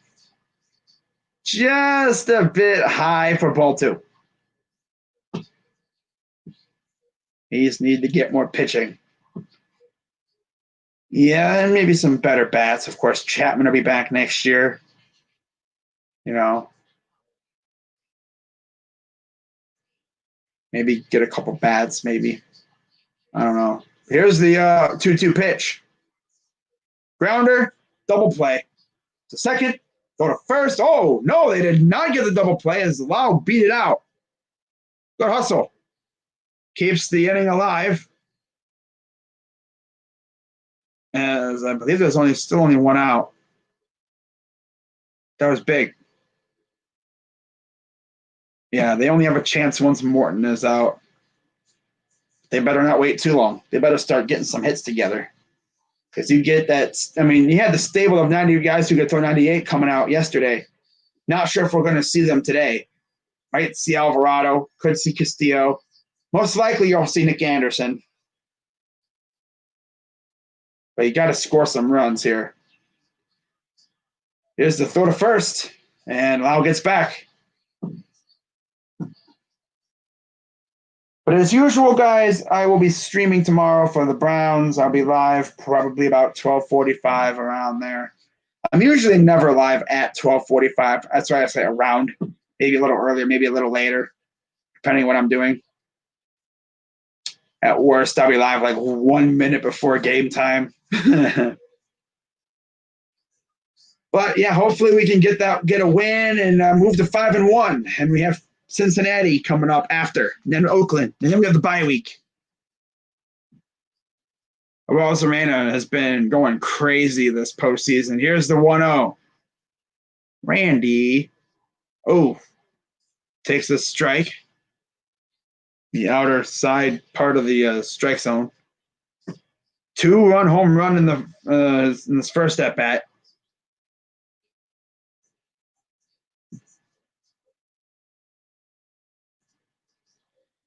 Here's the 1-1 to Arozarena.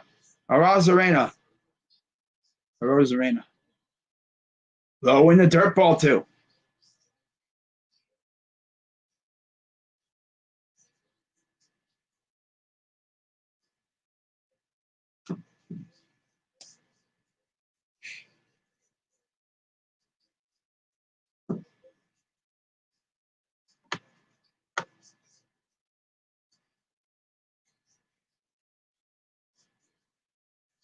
Here's the pitch.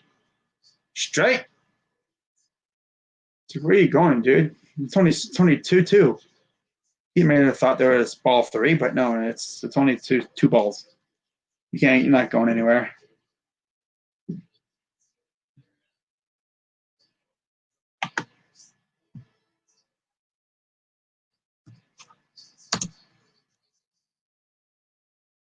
Swing and a miss, struck him out. So there's 2 down. As I have been streaming now for just about 2 hours.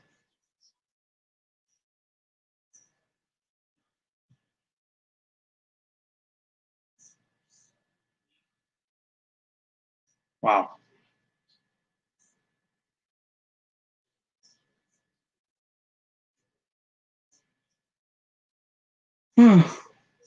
Here's Meadows, struck out in the fielder's choice. There's the shift. Correa's in shallow right field. Here's the pitch. First pitch is low and nearly in the dirt. Ball 1. Getting closer to the 6th inning, and then you get to the 7th, and that's when things get really dicey. Here's the 1-0 coming from Urquidy.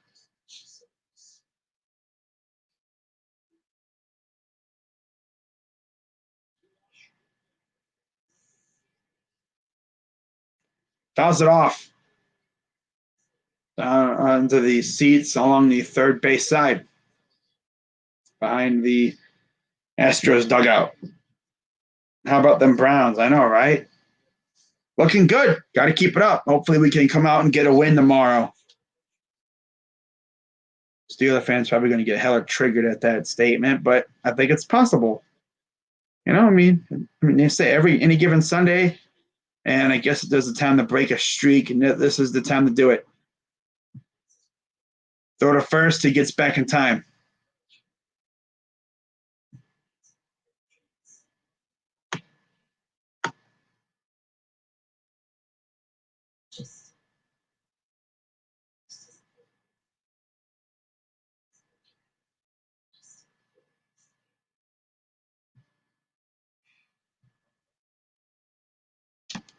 Here's the pitch. Strike 2. Nearly right down the pipe.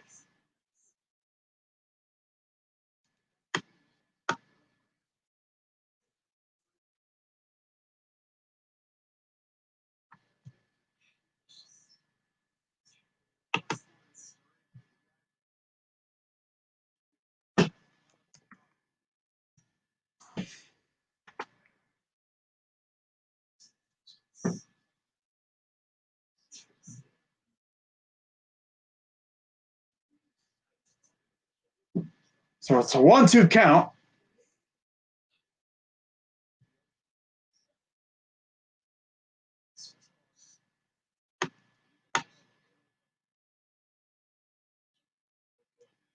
And here's the 1-2 pitch. High fly ball. Deep right. And there's the catch by Correa. Had to go a hell of a distance to get it, but he made the catch in foul territory, and that'll retire the side and end the 5th. So we head to the 6th inning, 3-0 Tampa Bay.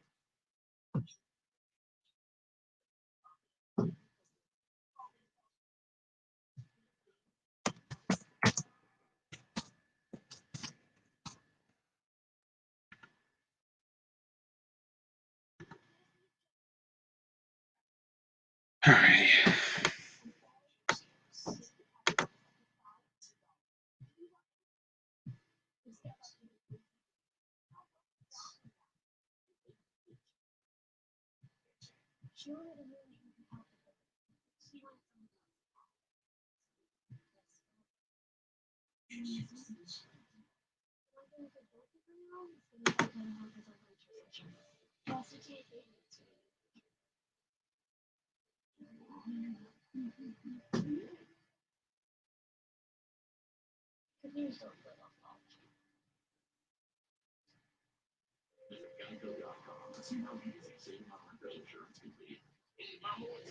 It'll make you proud to be a Browns fan. Hopefully. I'm hoping. Dude's been on a tear so far this year, man. I want him to get a couple sacks, maybe even get a nice little strip sack, force fumble. Maybe he can even get something that's even rarer for him, an interception. Remember, he actually had an interception his rookie year against Chicago, and he actually took it to the house. But because Carl Nassib was offsides, they didn't count it.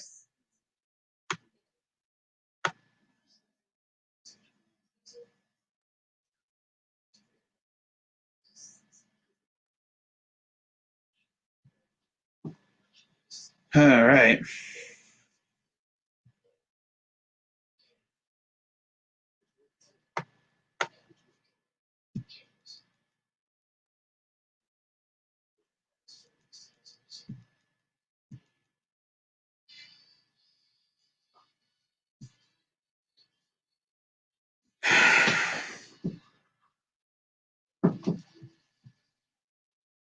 Asterix.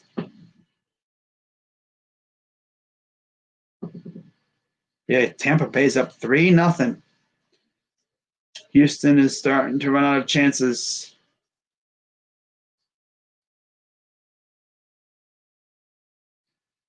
They have 12 outs to go to get 3 runs.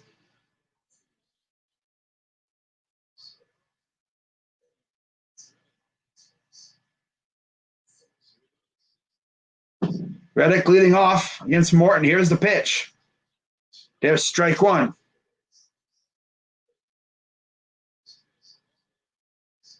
Oh for 1 with a ground out. Here's the pitch. That's going to be foul by a mere inches. That was screaming double at least for Reddick.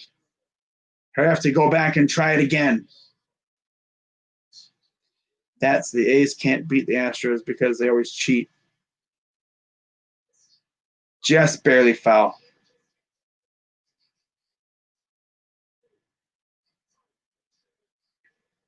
Retired last 13 batters. Here's the 0-2. Swing and a miss struck him out. Make that 14. 52 pitches.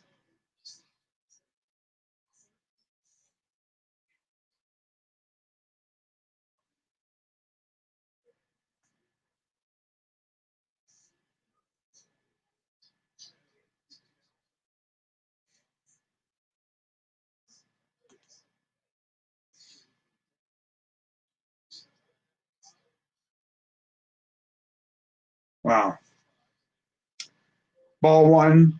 Led or tied after 5. 3-0 after 5. Rosarena and Margot keep hitting. A Rosarena home run. Yep.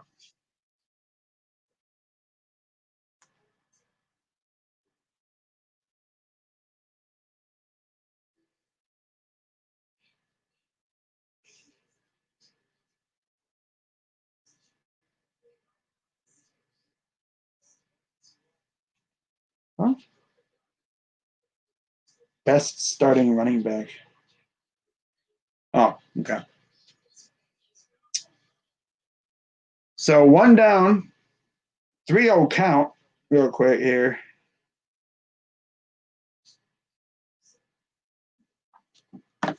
Here's the 3-0. Thought about bunting, but it's a walk. Wow. Snaps that streak of what, 14 straight. Retired by Morton.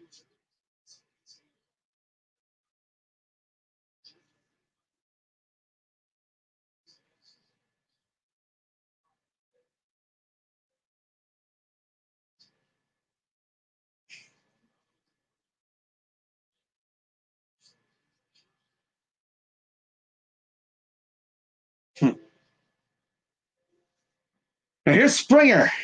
This is where things are going to get real tough now because you got a guy on base with Springer. 2 ground outs. Career in the postseason, he's been very good. Here's the 0-1. Just throws his bat at it, fouls it off, so it's a quick 0-2 count.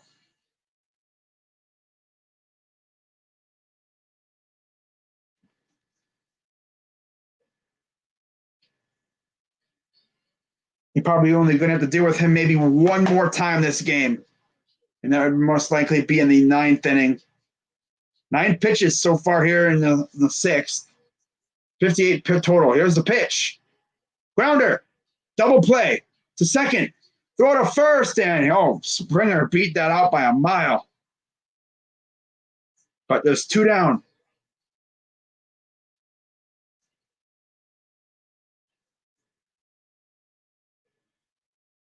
Two down here in the 6th.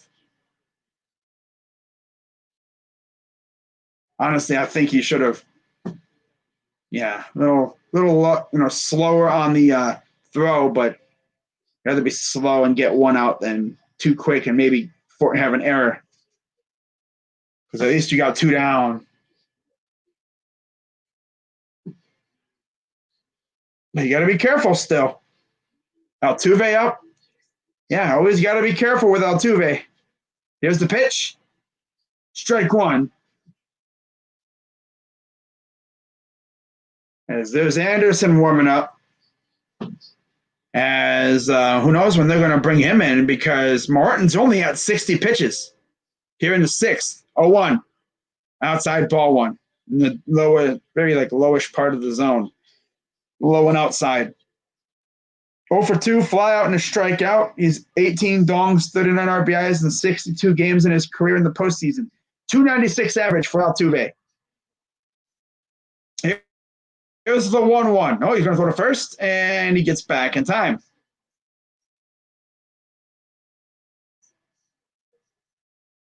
The last time the Rays made the World Series was when Joe Madden was their manager.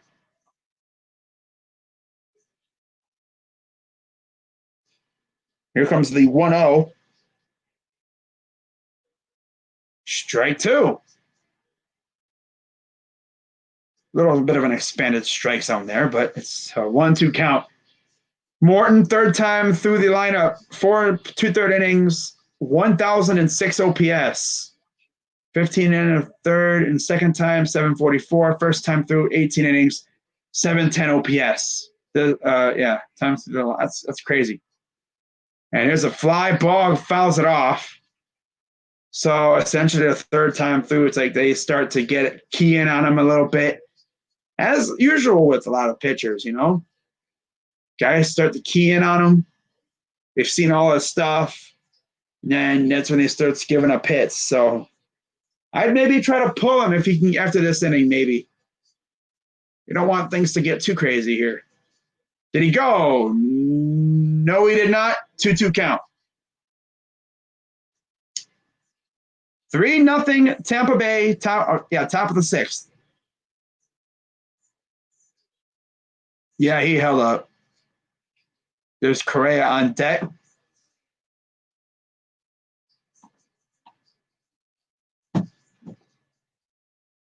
Here's the pitch. Ooh, inside 3-0 or 3-2. Oh, God, here we go. I like to post it behind me. Yeah, it's Baker. It's my quarterback. It's my freaking quarterback.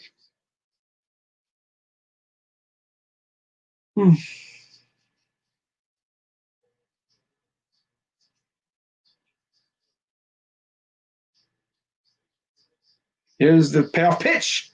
Grounder. Gonna be tough. Throws, and he'll beat it out. Oh, that's tough because now you have 2 on with 2 out.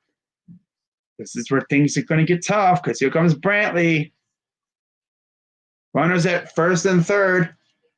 2 down. For Kevin Cash, you probably like, okay, well, that was a chopper. I mean, you can't really get on Morton or Wendell about that. That was just a slow roller. It was beat into the ground. Took forever to get to Wendell. Nice try, though. At least he made it competitive on the throw. Then Springer with the hustle takes off a third. Runners at the corners, and it looks like that's going to be it. Probably, yep. That's going to be it for Morton. So 5 2/3 for Charlie Morton. And now we're going to see the bullpen. Remember, this happened with Blake Snell, although they were down 1-0, I think, when they brought in. No, they were up, weren't they? They were up 1-0 when they took out Snell, and things just collapsed. Let's see what happens with this now. The Astros only have 2 hits tonight. That's how dominant Morton has been. Now it's going to be up to the bullpen. Put all your faith in the bullpen.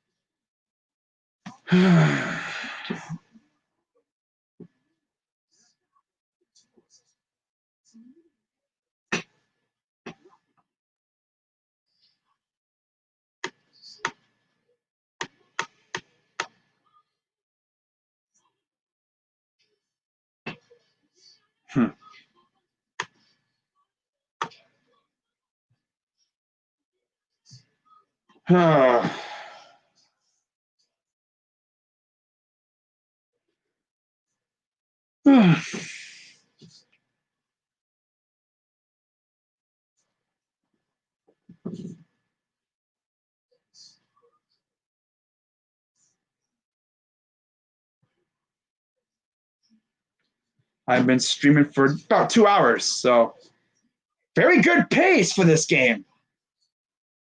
Very good pace.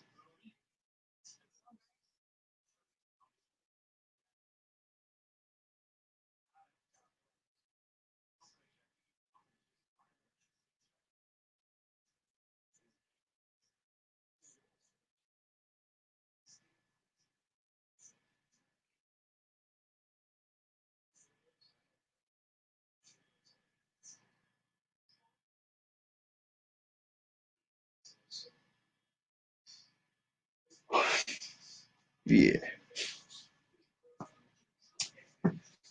All right. So who's going to be coming in? I'm going to guess it'll be Anderson, maybe. Well, I don't know. Probably Anderson. Morton, 5 2/3, 1 hit, 1 walk, 6 Ks. So not a bad outing for Charlie Morton tonight. Andrew McCutcheon said I would have kept Morton in the game. Yeah, I would have kept him in the game to see if he can get out of it, just like Snell. I mean, I understand what you're doing, but can you trust your bullpen? As here's Nick Anderson, 2-1.55 ERA in 19 games, 16.1 innings pitched, .091 opponent average, 320 opponent OPS, 449. Okay, and then something else. Okay, I didn't read the whole graphic. But here we go. Bases are not loaded, but there are runners on the corners. 2 out. Here's Michael Brantley. Anderson sets, and here's the pitch from Anderson. Brantley versus Anderson. Against Anderson, he's 0 for 4 with a walk. Brantley is.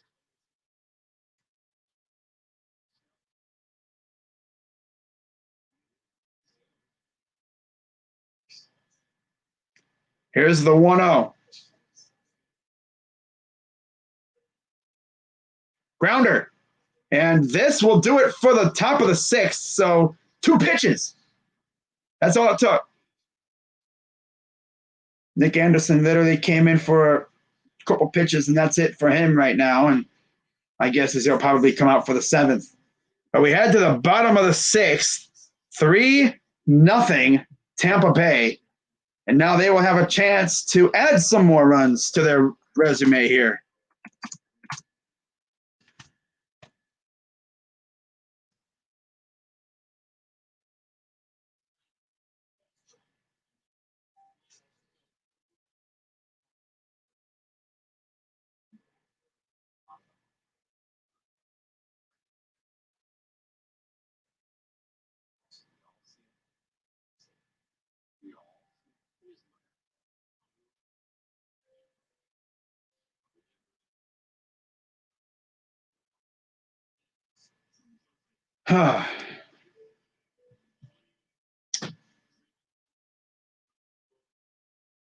Wow. Man, I mean, the Tampa Bay should have had this game a while back, but no.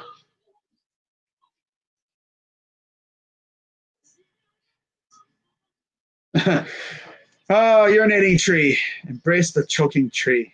Oh my God. You got lucky there, Cash. He said, Tampa, are you trying to lose this series? Going to your bullpen this early? Dang it, Cash. Why are you riverboat gambling? Then they're like, oh, he got lucky.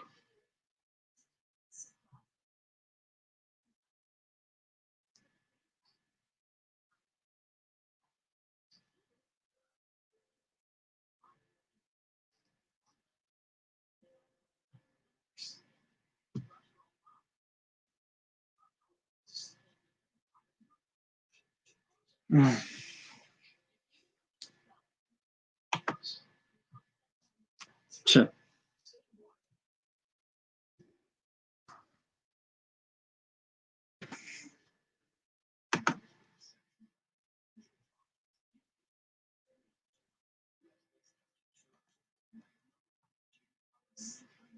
All right.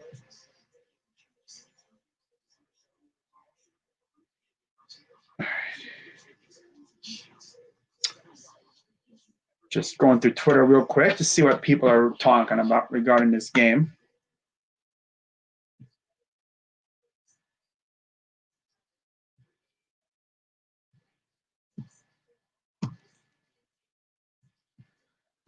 Yeah, game 7 tomorrow, 8:15 to 8:15 tomorrow night. Like I said, I'm not streaming that game because it's football. You know, football rules Sundays for me. So G-Man Choi leading off here in the bottom of the 6th for the Rays.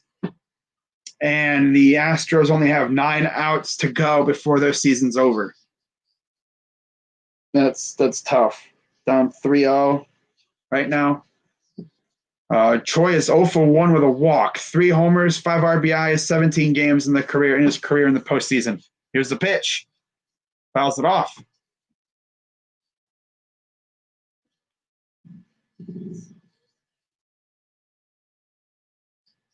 Morton showing love to Anderson. He's like, I didn't agree with the move, but hey, Anderson did his thing. Here's the 1-1. A comebacker gets past everybody in the infield, and that's a leadoff base hit. Good job, G-Man Troy.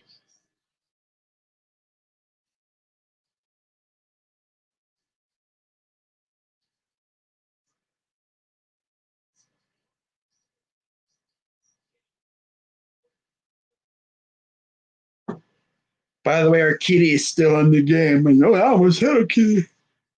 Oh, God, why am I yawning all the time? Dang, I almost hit Urquidy, too. Wow. Tough. First 6 games, 13 of 52 reach base. Tonight, 4 of 6 leadoff men. Here's Adames. First pitch is low, and it's ball 1.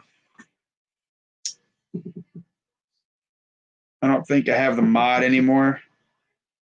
Well, let me check, because it doesn't say it on StreamYard. Let me check on YouTube here just to be sure. Here's the one. Oh, you're gonna throw to first. Troy gets back.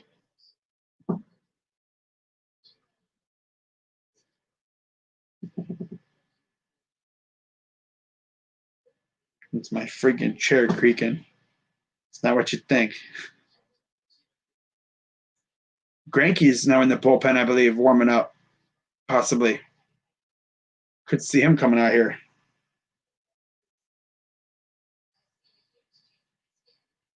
William Adames 0 for 2 with a strikeout, with 2 strikeouts.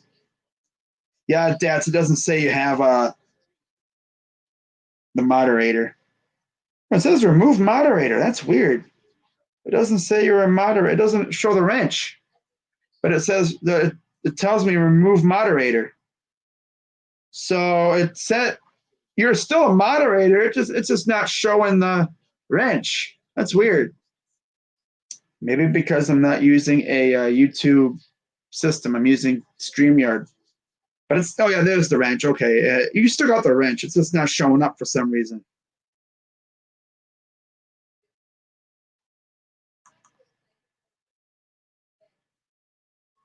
And that's 3-1 count already. So Wendell's on deck with a single already tonight, whatever.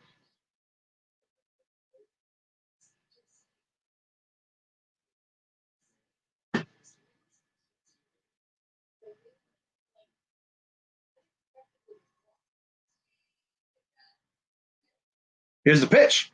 High ball 4. 2 on now with nobody out.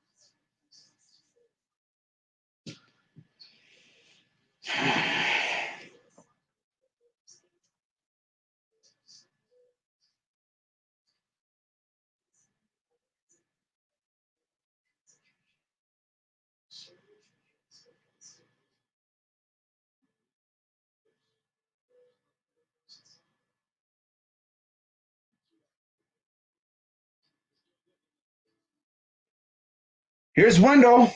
2 on. Nobody out here in the bottom of the 6th. Here's the pitch. Low and in the dirt, ball 1.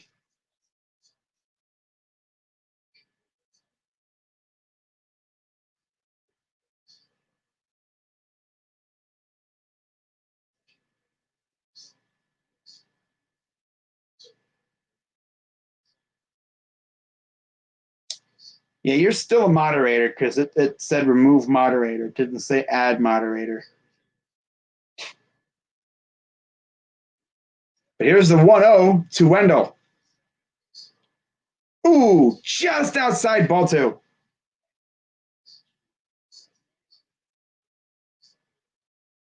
Two 0 count.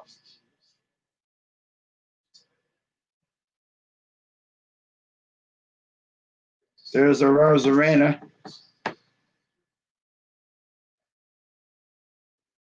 There's that Zunino. Okay. Here's the 2-0. Swing and a miss. That's a swing where if he connects, the ball's probably going out of the stadium. He's trying to blast that thing out of the stadium. And he probably could have, but he didn't connect, so it's a strike. Dude, that's an insane catch. Wow, Euclid. Wow.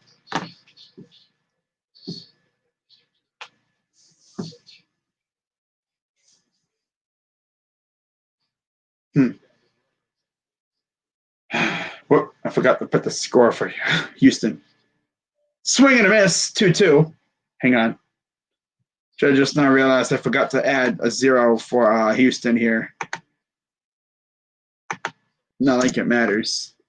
There we go. Looks like Blake Taylor is warming up. There we go.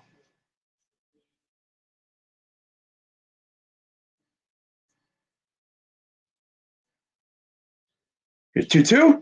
Uh-oh, high fly ball, but deep shallow right, and it's caught for out number 1. And Troy goes to third. So now the Rays have runners on the corners with 1 out.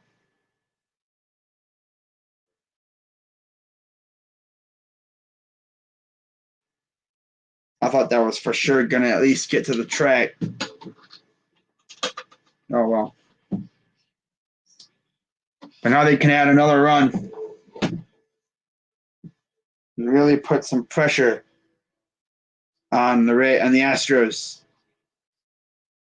who in the last 3 games have really been so good at adding runs. But Zunino with 2 dongs in the regular season when he was in scoring position, 167 average. So he's definitely someone that you're not necessarily you're kind of happy to see at this time. Here's the first pitch, just a bit outside for ball 1.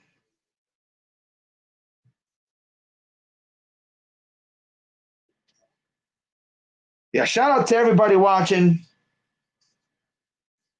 Hope you guys are having as much fun as I'm having. This is a lot of fun. I really enjoy doing baseball games. But here's the 1-0. Swing and a miss. Just trying to make it 6-0 Rays. This is the same exact situation that Morton was in, except Morton actually had 2 outs instead of 3. I mean, instead of 1.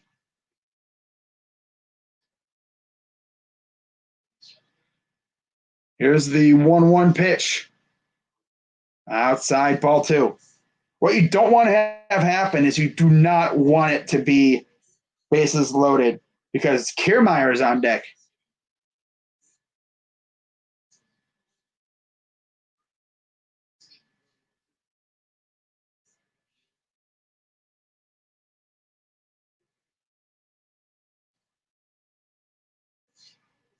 But here's the 2-1. Oh, high fly ball, deep left, and just he almost had it. But regardless, that was score run. So sac fly for Zunino makes it 4-0 Rays. Wow.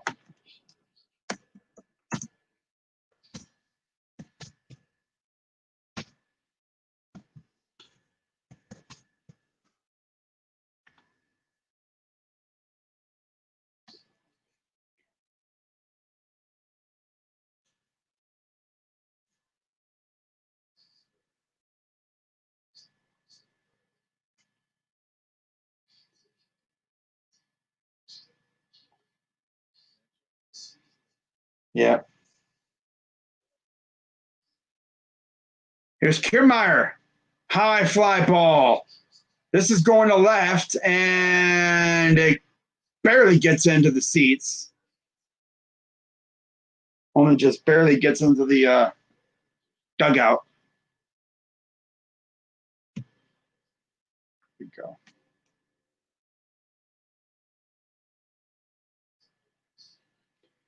So 2 down. Here's Kiermaier, 0 for 2 with 2 strikeouts. 0-1 count. Rays dugout looks like the Astros dugout when this game started. Everyone looks loose. Yeah. According from Maury Brown on Twitter. Here's the 0-1. Swing and a miss. Ooh.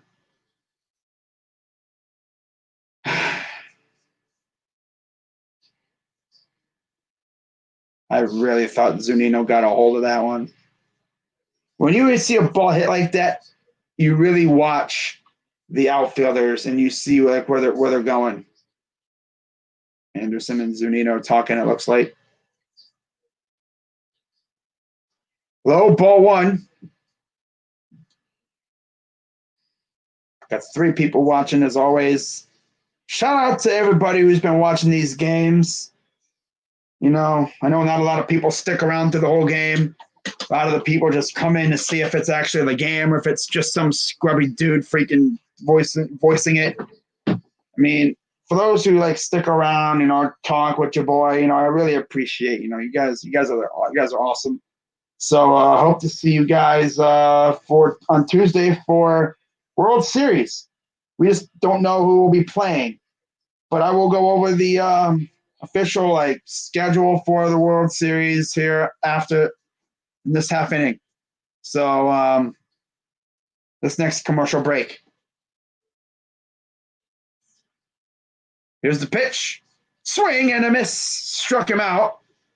So they had a run. Hang on. Now things are getting a little interesting. We head to the 7th. 4-0 Tampa.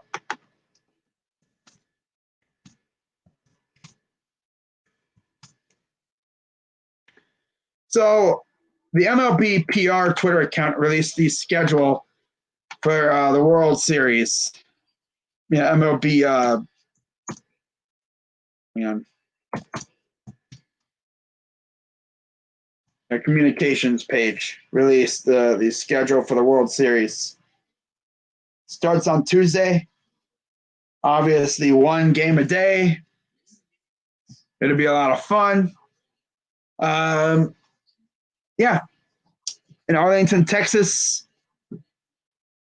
Media Day on Monday, October 20th, 7:30 p.m. Eastern. Then Game 2 was on the 21st, Wednesday. Off day on Thursday. And Game 3 and 4 are on Friday and Saturday, 7:30 and 7 o'clock. That's airtime. First pitch is at 8 o'clock, obviously, around there. So on Fox, of course. And then if needed, Game 5, 7 o'clock or 8. Wow, airtime at 7 p.m. First pitch is at 8. Game 5. That's different. Wow, an hour of airtime before the game? That's crazy. Then off day on Monday, October 26th. And then, of course, Game 6 and 7, October 27th and 28th. Of course, these are all taking place in the brand new stadium out in Arlington. So no worries about any rain delays or anything. That's the cool thing about where they did the bubbles. You don't really have to worry about rain because it doesn't rain in California. And in Texas, they have the covered stadiums. So you don't have to worry about it. But I'll be right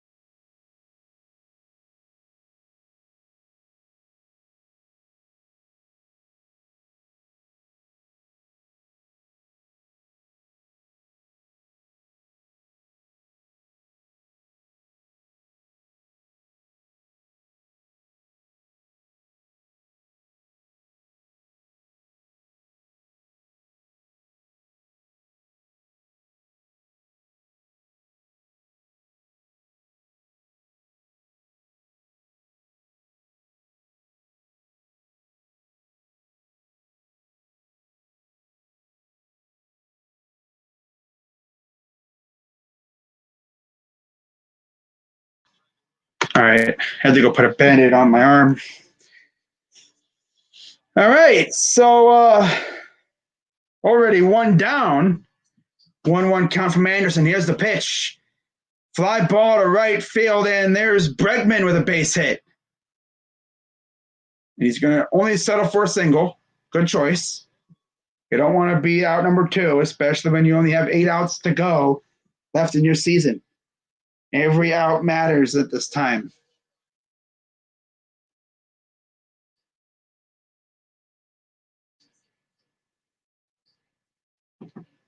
So, top of the 7th, 1 on, 1 out. Kyle Tucker now coming up. And it's 4-0 Rays. 0 for 2, ground out and a strikeout. Only 4 RBIs, I think, in the postseason. I thought he had a dong, too. Here's a pitch. And there's a base hit into right field, right center. Now he's going to go to – okay, so Bregman goes to third. So, again, here we go. Runners on the corners with 1 out, just like what the Rays had.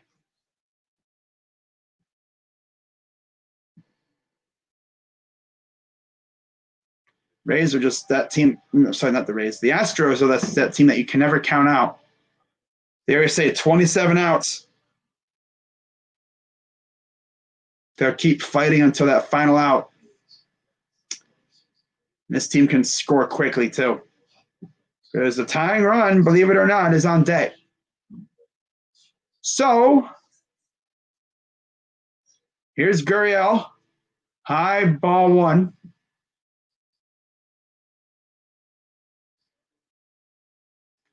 Two flyouts, though, for Gurriel. 5 home runs, 25 RBIs, 56 games in his career in the postseason. 236 average. And here's the 1-0 pitch. Grounder, double play. The second, throw to first, and there it is. That'll end the top of the 7th. Threat averted. And the Rays are now essentially 6 outs away from a World Series berth.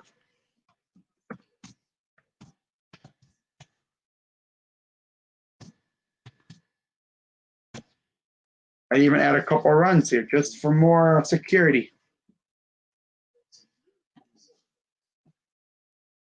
Man, they should have had this series done in like friggin' 4 or 5, maybe even, in 4 or 5. But I guess they thought this was still the way they do it. No, that's in the ALCS, my dude. This is the CS.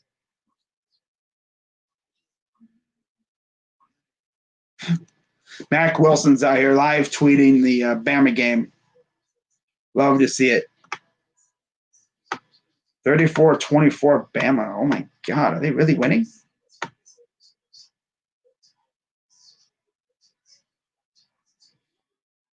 Yep, I know there's going to be a lot of players that Jalen Waddle. Oh, wow. Yep, they are taking off against Georgia. No surprise. Jalen Waddle. Man, that would be dope to see him on the Browns. That dude's got wheels on wheels. But if there's anybody that I'm looking at right now from the Crimson Tide, it's probably Dylan Moses or Patrick Surtain, cornerback. He'd be a name to watch. But yeah, I know I said I was going to do a video probably today, but I decided I'm not going to do it probably until after this game coming up. But I will definitely do a video at some point talking about 5 potential free agents who I think the Browns could target. I haven't really heard any rumors. That'll probably help matters, hearing rumors. If I hear a rumor about us being interested in a player, I'll make a video about it. But I haven't heard anything. I'm going to actually check Bleacher Report just to see if they got any funky articles talking about us maybe looking at anybody. I'm sure Andrew Berry's been cranking the phone lines occasionally looking for help on this defense. But if in terms of positions, what I would address, safety, probably one of the most important ones because of the injuries and stuff. Safety, D-line, maybe linebacker, corner. You could maybe even add some depth at offensive line or receiver, maybe even a running back. Nah.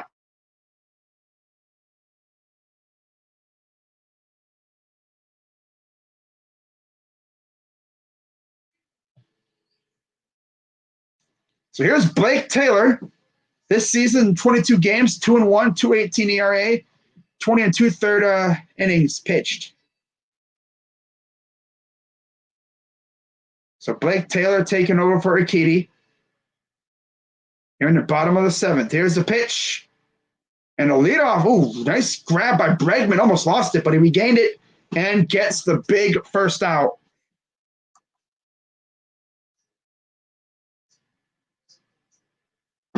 That's a good out there by Bregman.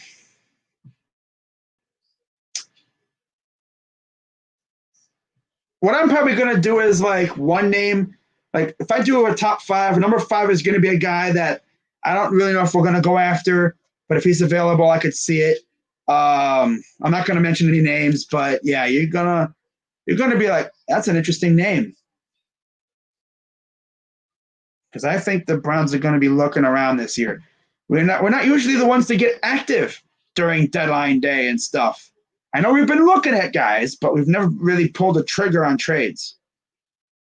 The last time I think we made a trade before the deadline was Jamie Collins. Here's the 1-0. I have to look. That goes foul. I really have to look at like our trade deadline history over the years, if possible.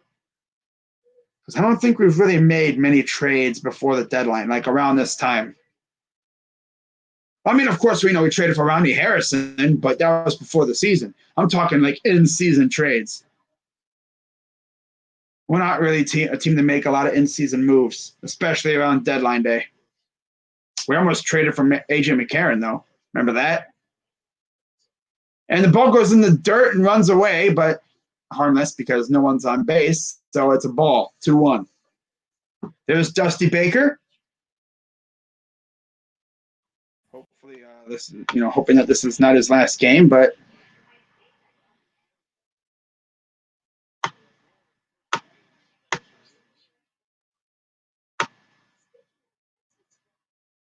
and here's the 2-1 count. Fouls it off. Barely. Most receiving touchdowns off play action. Thielen has 5. Beckham and Tyler Lockett have 3. All of his touchdowns have come off play action. And it really works better when your running game is as stout as ours is, because here's a pitch. Inside, ball 3. So full count.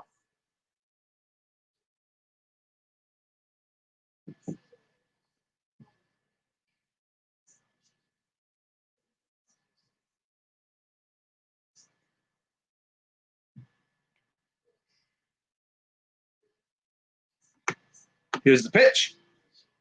Fouls it off.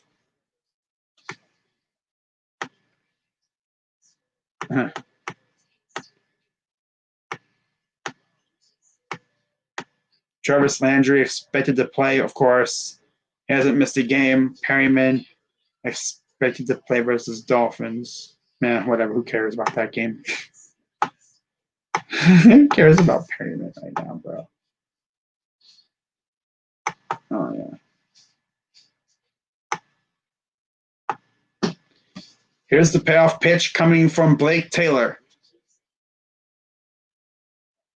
Fouls it off. Stays alive. That's a full count. Oh, man. This sigh. Like, ugh. Yeah, okay. So there's no other trade rumor articles. They're probably going to post one soon here, I'm sure. This is a swing and I struck him out. And that is out number 2.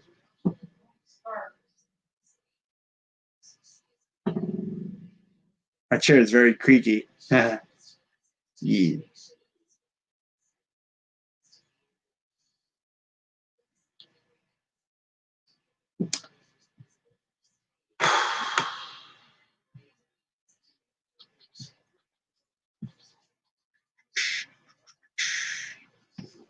So 2 down here in the bottom of the 7th.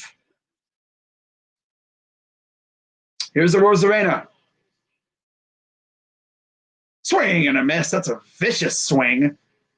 That's the kind of swing where, like I've mentioned before, if he connects, that ball is going a long way. 21 rookie hits in a postseason, one behind Derek Jeter from 1996, tied with Yuli Gurriel from 2017. Here's the pitch. Inside, ball one.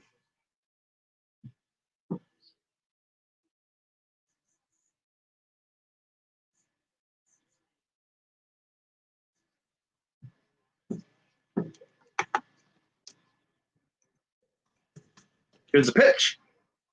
Grounder to short. Correa throws, and they got him. So that'll retire the side. And we will head to the 8th. 4-0 Rays. So it's really getting down to the nitty-gritty now.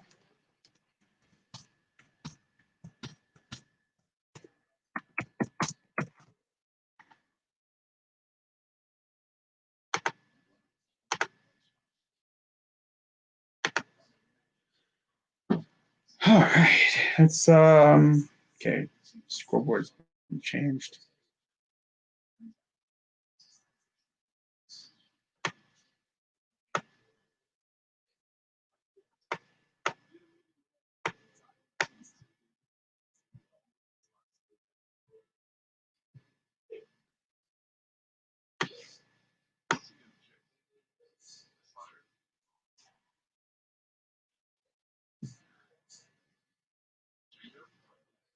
Oh.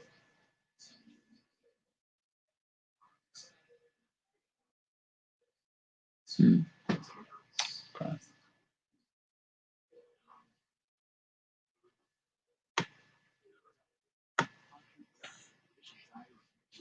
Oh, well. So, hmm.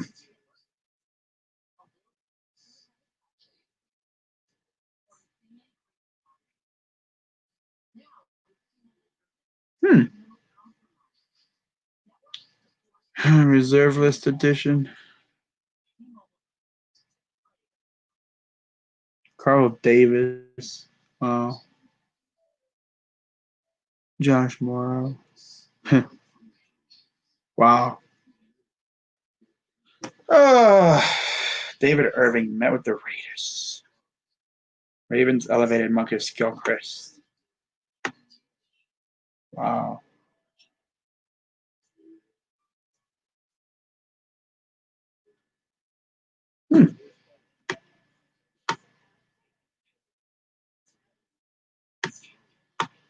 Oh. Jaguars promoted Jabbar Sheard. Wow.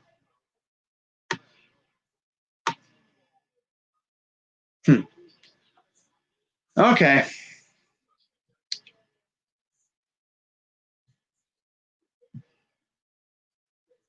All right. Let's just.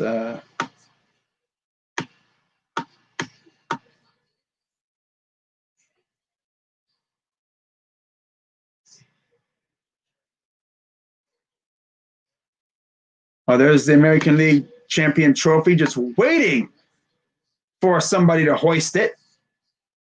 And if the result holds, it will, of course, wind up being the Rays. As Anderson's coming back out here in the 8th. 9 pitches for Anderson. Here's the pitch. Grounder. And this will be a quick first out. Wow. 10 pitches in. And, yeah, he's gotten what? 5 outs. Not bad.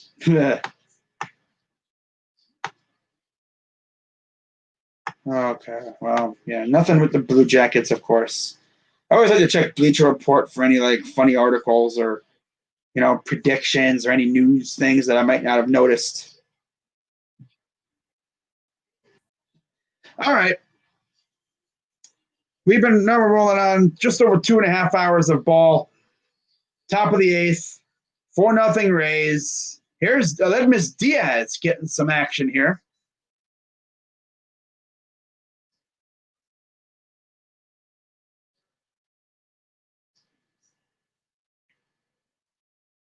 And here's the pitch.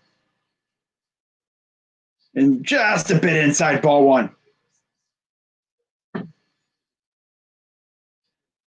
62 straight wins when leading after the seventh. Longest active streak in the majors. Wow. Here's the 1-0.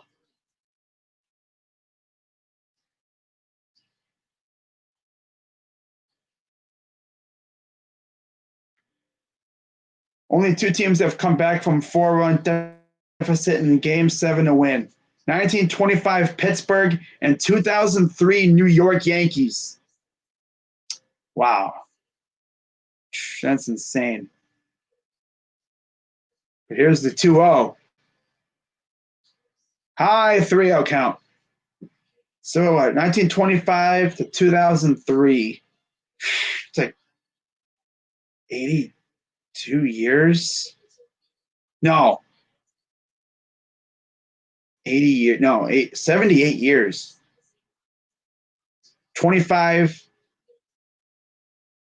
to 2005 is 80 years. 78 years between those two. Wow. As Fairbanks is warming up in the Rays bullpen now. Interesting. Here's the 3-1. Pops it up, goes out of play. Behind home plate. What's up, Brett? What's up, Nick the Wick? Hey, man, hope you're having a good day. Hope you are too, my guy. Rays are just 5 outs away from moving on to the World Series. Pressure's starting to turn up now for the Astros. Here's the full count pitch and low ball 4. So 1 out base runner, Miss Diaz.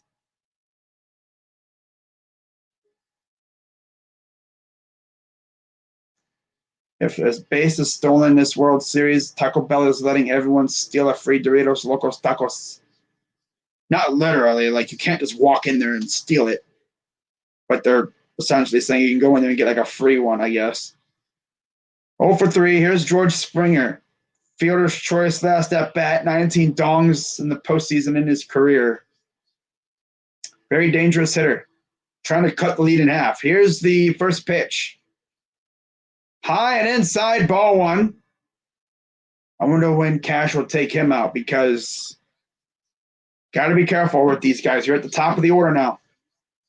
Can't play around. There's a move to make. You make it. Here's the 1-0 from Anderson.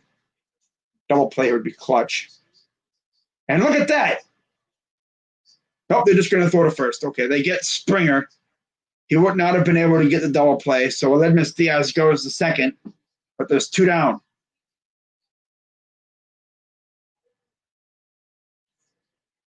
And another talking on the bullpen phone. Looks like Fairbanks will probably be coming in for the 9th, I'm guessing. That's my guess. They could just be saying, we're going to ride Nick Anderson for the rest of this one, but I don't know if you do that. 18 pitches for Nick Anderson. He's been phenomenal for you so far tonight. Here's Altuve. 1 around second, 2 down. 3 RBIs with runners in scoring, with 2 out runners in scoring position. Here's the first pitch. Swing in, fouls it off. Quick 0-1 count for the cheaters. I'm not gonna. I wouldn't freaking go a whole stream without mentioning the fact that they bang trash cans. You just go. All of a sudden, you just be hearing, boom, home run. Gee, I wonder what happened. Ding, ding. No, I'd be like, 0-1. Ding, ding. Oh, wow, ball. What do you know? He knew. No. Ding, ding. Ding, ding. Oh, boy. Ding, ding.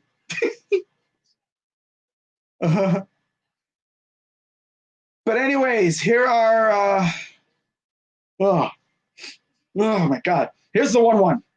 Outside 2-1. You got to be careful here, Mr. Anderson. Mr. Anderson.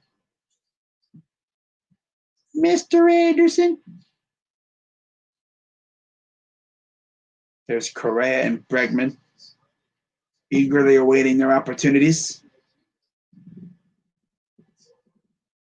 That's my chair. It's not me. I promise.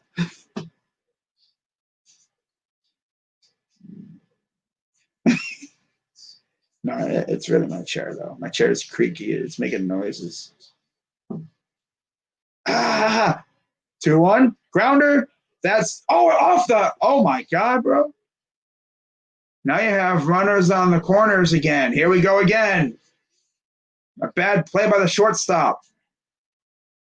And Kevin Cash is going to once again come out. Same situation that Morton was in. And he's going to make a pitching change.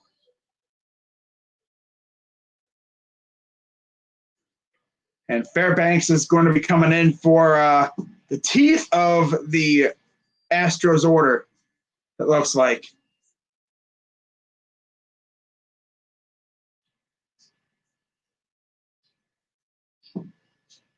Well, see what Twitter's talking about.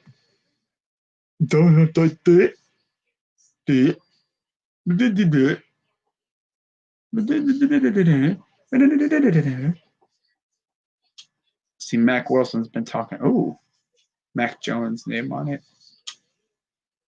Hey now, Mac Wilson, you better watch your mouth, bro. Kawhi Leonard has privately clamored for the Clippers to land a point guard.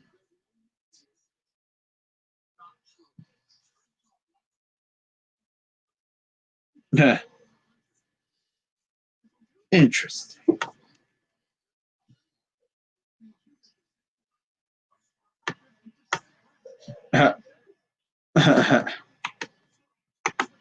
Kirby. Duh.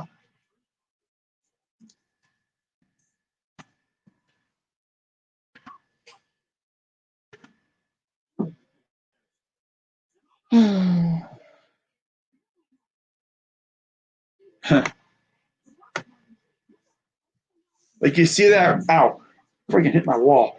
You freaking hear that rumor about them possibly, Kawhi Leonard wanting a point guard? It's like, oh, gee, they actually had a point guard, Shai Gilgeous-Alexander. Remember him? He used to be a Clipper, but they traded him. PG. That's tough.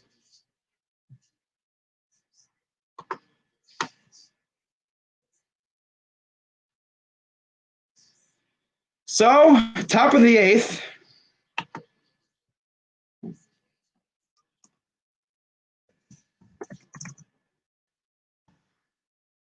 Pete Fairbanks. Pitch usage is mainly fastball this year. Last year was mainly a slider. It's mainly his fastball. Almost 60% fastball usage rate here.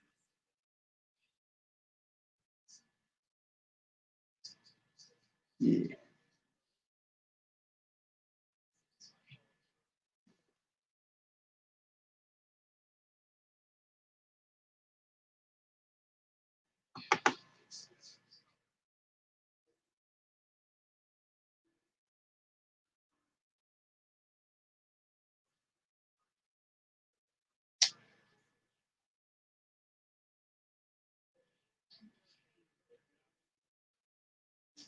So here we go. Top of the 8th. Have allowed 2 of 29 inherited runners to score for the Rays. Wow. Michael Brantley, runners on the corners, 2 down. And here's the pitch. And the ball, in the dirt ball one, in the ball dirt one. Oh man, but yeah, of course I'll be live tomorrow for I'll be live actually probably like about 10 or so minutes after this game's over with.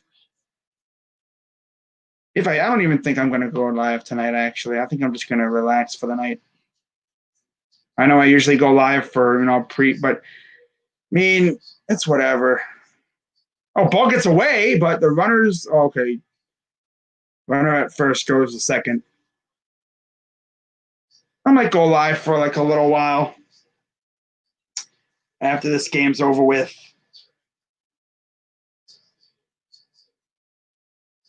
I'll end this stream and I'll pop on probably in like 10 or so minutes for like maybe a half hour. We'll see.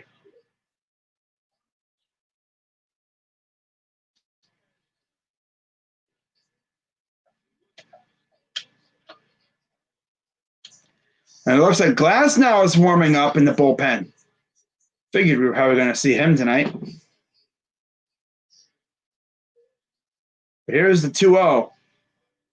Go with him to secure your trip. 3-0 count. Oh, God, this is just perfect. I'll be right back.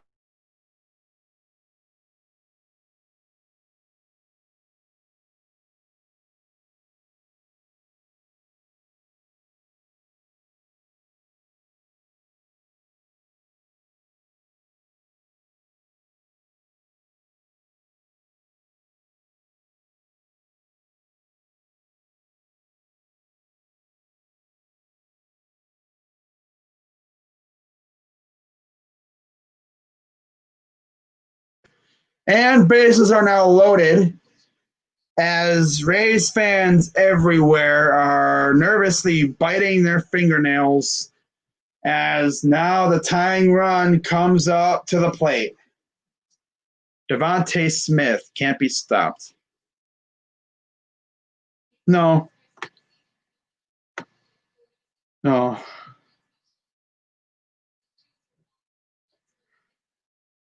Ugh.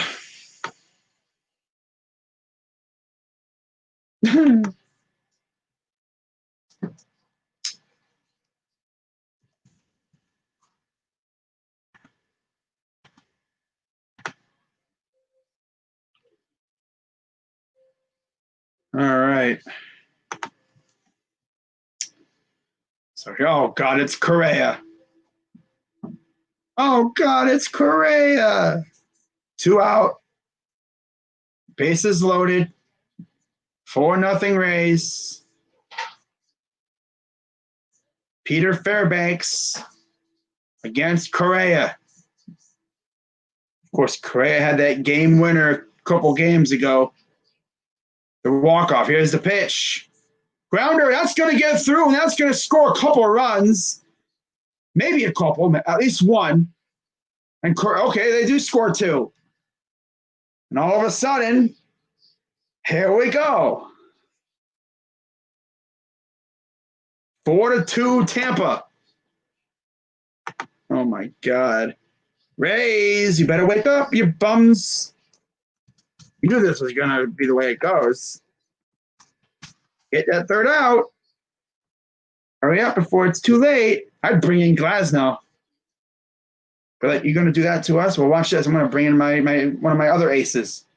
I got an ace up my sleeve.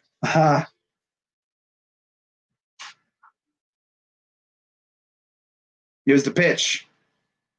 It's right down the middle. 100 miles per hour from Fairbanks. Look at that water coming off the...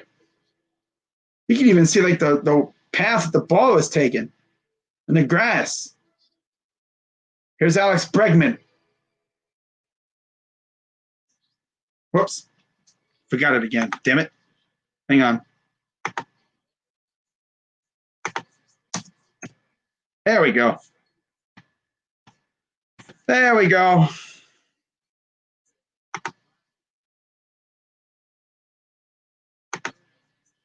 There we go. Okay. We're all set now. Okay.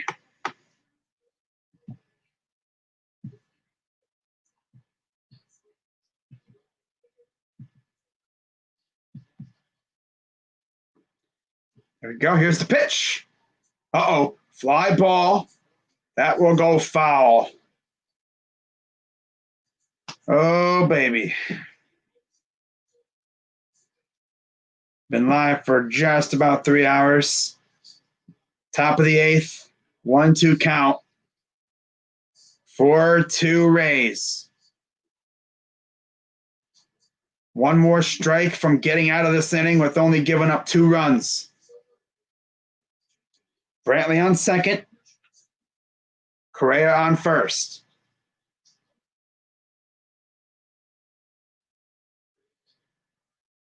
Here's the 1-2 coming to Bregman. Here's the pitch. Swing and a miss, struck him out. That'll do it for the top of the 8th, so the Rays avoid further damage. And now they will come back up to the plate looking to maybe add a couple of runs or maybe a run or 2.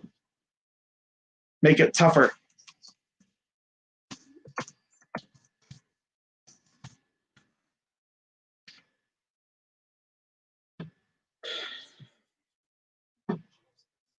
Okay. Yeah.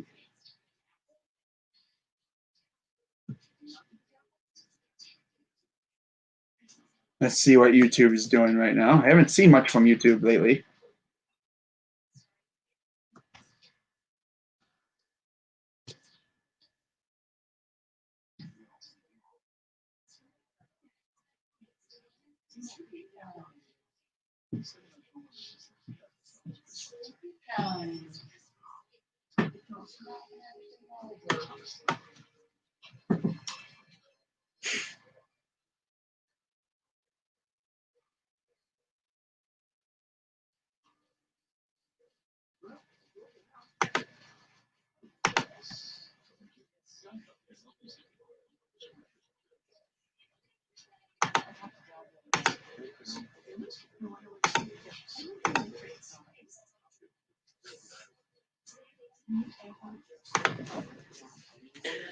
All right. Just checking my YouTube feed real quick just to see what people are making videos about. Yeah, I saw Renegade's freaking hate week for this week. I have seen Steel Maiden make a video. Who was it? Eric Steele made a video earlier this week. He was the first one that I saw. I haven't seen Steel Jedi's yet. I don't think he's made one yet. He's probably going to post it tomorrow morning. I can imagine. I don't know about the whole strategy of him posting his thing on Sunday morning, but hey, when you're busy for a whole week, I can understand it. Things get in the way. I know how that goes. I know that. I feel that. Things got a very busy week. Reminds me of the week that when I was moving in here. I had no time to do anything other than moving stuff around in this place.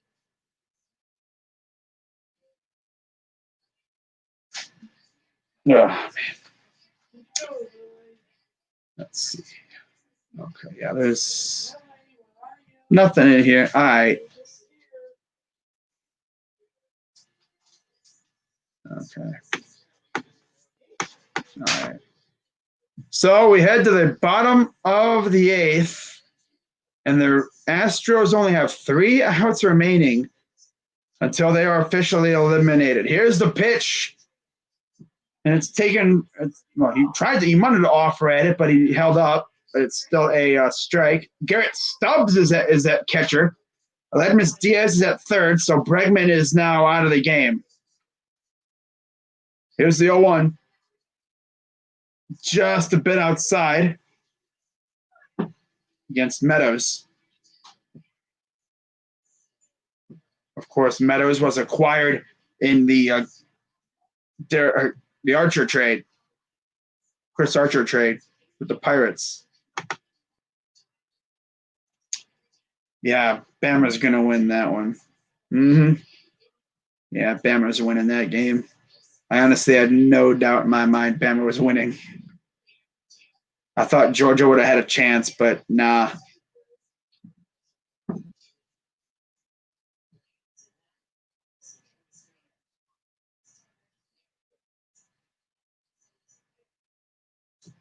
But here's the 2-1 coming from Blake Taylor. Swung on and missed. 2-2 count. Gotta love Steeler fans, man. They talk a lot on Twitter. They're very loud on Twitter. I have noticed that for sure. And I bet you a vast majority of Steeler fans on Twitter have never been to Heinz Field. Yeah, I guarantee you. But you know what kind of Steeler fan I hate the most? Steeler fans from Ohio. There's just something about Steeler fans from, no, not even just from Ohio. I could understand Youngstown, borderland, could be in the family. But Steeler fans from Cleveland, bro, there's a base hit into the shift. Quick throw to first, they got him. So really no competition there. But like, it's one thing if you became a Steeler fan when the team left, but like, wow, you just don't take it the easy way out, huh? Now, if I was to leave the Browns and go to a different team, I damn sure wouldn't go to a rival. Hell no. If I was going to leave the Browns fan base, which I'm definitely not going to do, duh, that'd be freaking YouTube creator suicide. I mean, oh my God, bro, I would never do that. Hell no. I made videos for 0-16. Bro, I ain't going anywhere. If there was any time for me to leave this fan base, it would have been then. 0-16. Now, if we had gone 0-16 and 16 and then 0-16 again, I would have been like, this. If we don't fire Hugh Jackson, then I would have been like, bro, if we don't fire Hugh Jackson, I'm gone. But yeah, I'm not going nowhere. Yeah. I withstood some of the lowest of the lows. And here's a high fly ball from Troy. This will get down in left field, and there's a 1-out single.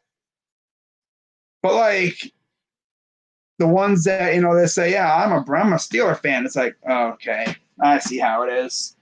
You like to take the easy way out, huh? You see all kinds of fans around here. You see Cowboys fans, Patriots fans. I was like, okay, I see how it is.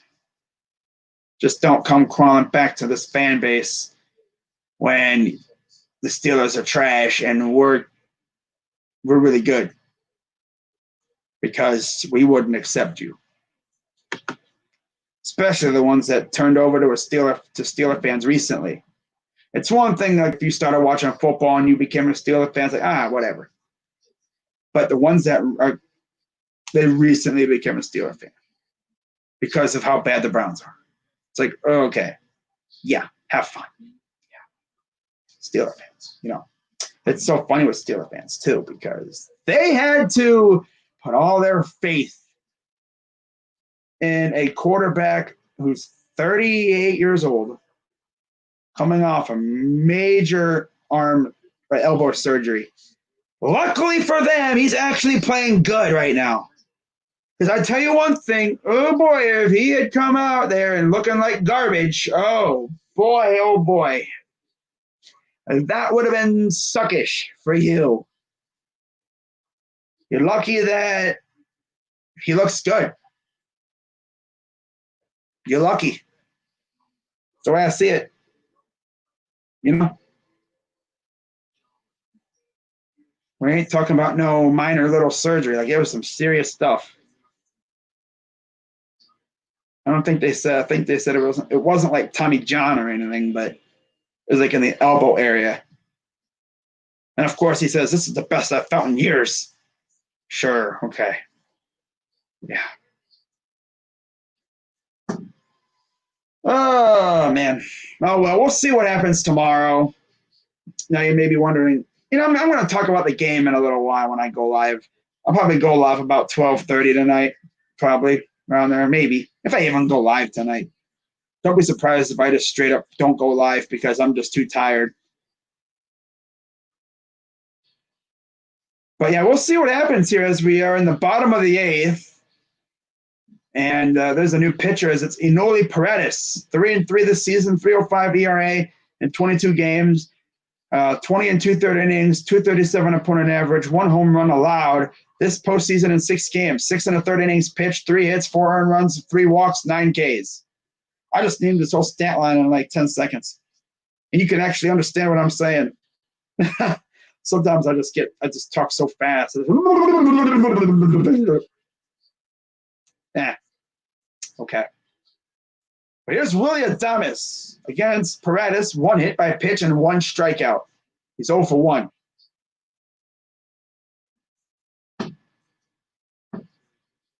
Here's the pitch. And that is strike. Oh, it's ball 1, excuse me. Again, they have a new catcher out there. Maldonado was pinch hit for Aledmus Diaz, who's now at third base. So here's the 1-0. In the dirt, ball 2. 1 on, 1 out here in the bottom of the 8th. Astros will have their final chance to add 2 runs to the board in the top of the 9th, and my guess is they're going up against Tyler Glasnow. So, of course, we're talking about Pittsburgh. Pirates fans, you may be watching your guy, the guy you had for a while there, possibly help your team get a chance, or help watch your, you're going to watch your guy help his new team clinch a World Series berth. He might even be the guy that's out there if they win the World Series. But whether it's the Braves or the Dodgers, it ain't going to be easy at all, especially if it's the Dodgers, because that Dodgers team is for real. And they felt slighted the past couple of times they made the freaking World Series. 2017, they made it, and that was the whole cheating thing with them. 2018, they made it again, and then, of course, they ran into the Red Sox with Cora and them. Tough.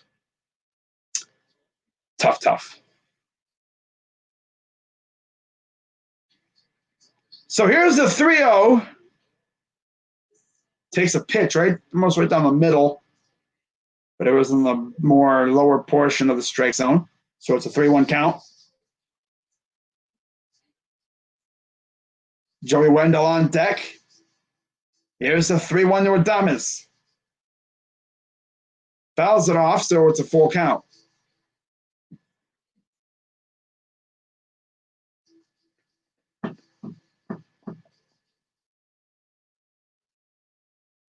Alrighty.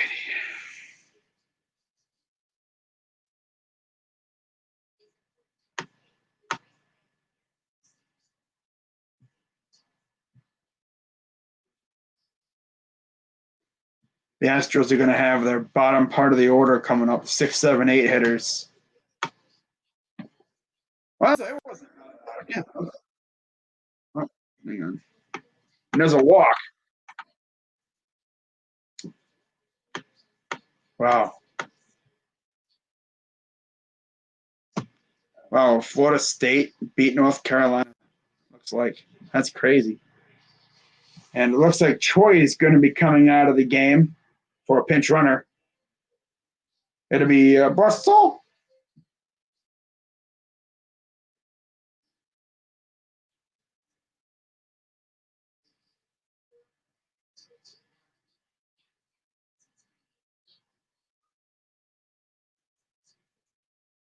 G-Man Choi. It must be his translator, interpreter. I wonder how good English Choi speaks, Is he like Jose Ramirez level? Or is it just to the point where he can't speak a lick? When I say Jose Ramirez level, like he can only say like certain words and phrases. Like home run peach. As James is warming up in the pen for the Astros.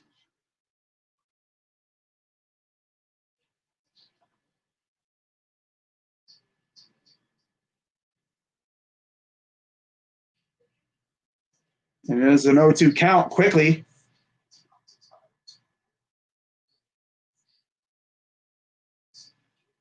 Oh.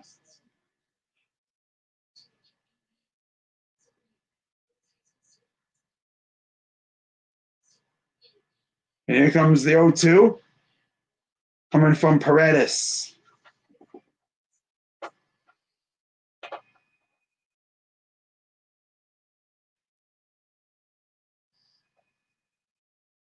Here's the pitch. Grounder to third. He's going to step and throw to first, and that'll do it for the inning. And I'll be right back, guys. But we head to the 9th inning. Showtime. Put up or shut up time. Actually, I thought my cat got stuck, but she freed herself. So let's see what happens now. Top of the 9th.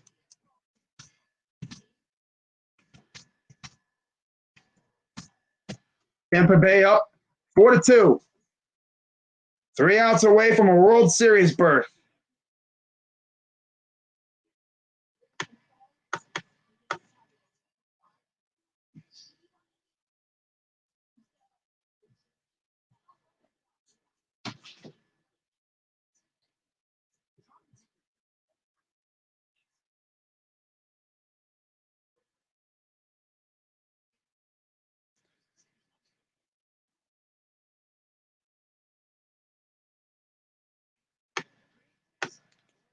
Wow.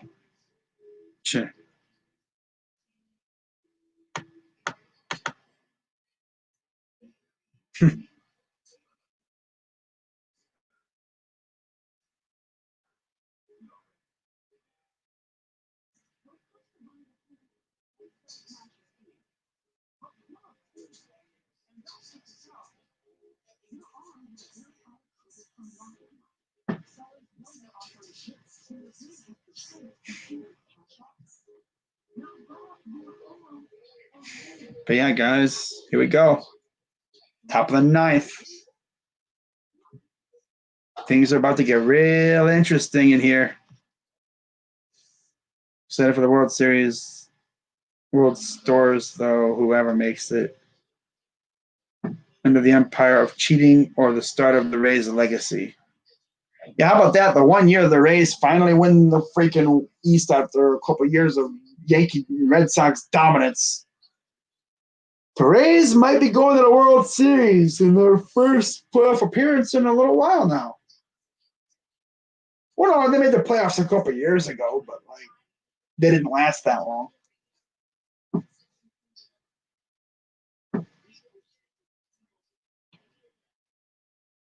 No, they made the playoffs. Yeah, they made the playoffs last year, didn't they? They went. Yeah, that's right. They made the playoffs last year. They faced the Astros and they lost. That's right. I remember that now. Okay. That's right, because then I think they played the A's in the wild card game. That's right.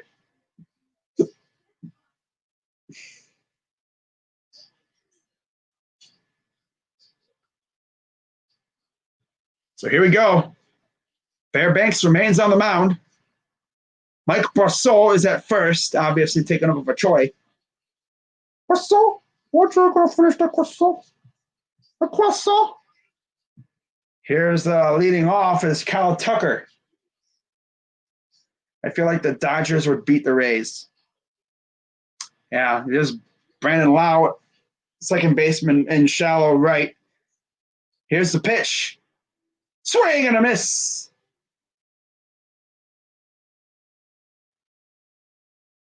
Oakland A's, baby. What's up, Lace?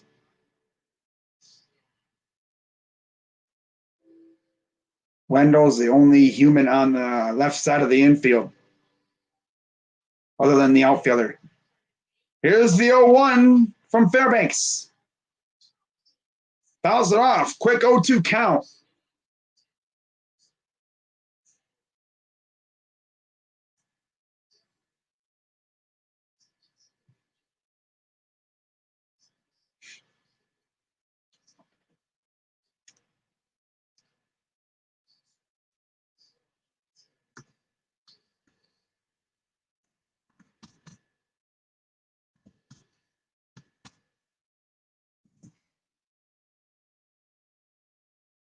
Grounder, foul.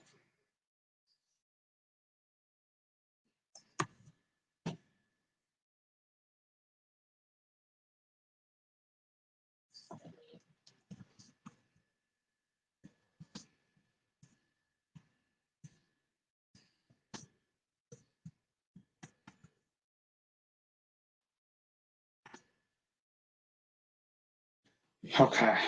Here's the 0-2 pitch. High, ball one. There we go.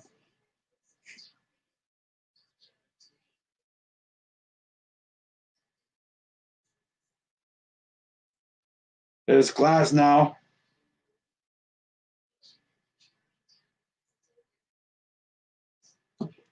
Here comes the 1-2. Fouls it off. Barely stays alive.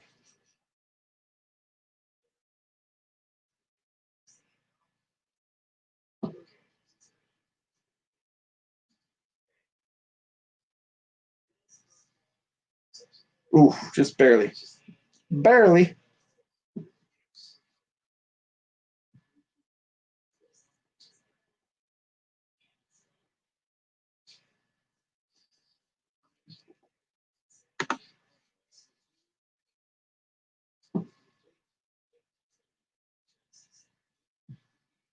Here's the pitch. Swing and a miss. Struck him out. One down.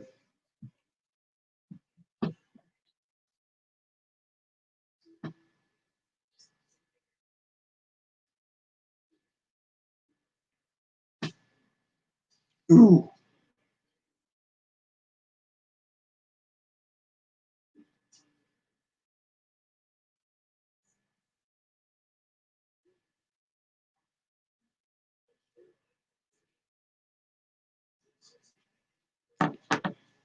Here's the pitch to Gurriel. 0 for 3. Hit into a double play his last at bat in the postseason in his career. 235 average with 5 dongs. 1-0 count to Gurriel.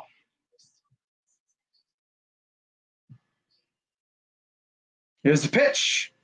Ooh, just low. Ball 2. Out 1. Yes, sir. Only time I will be cheering for the Rays. So there's Josh Reddick on deck. 0 for 2 with a strikeout.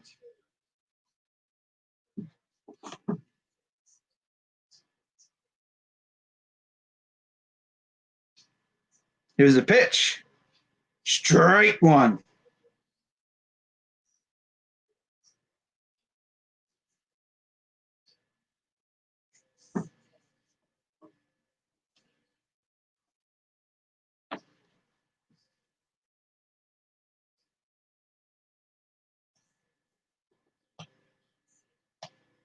Here's the 2-1 to Gurriel.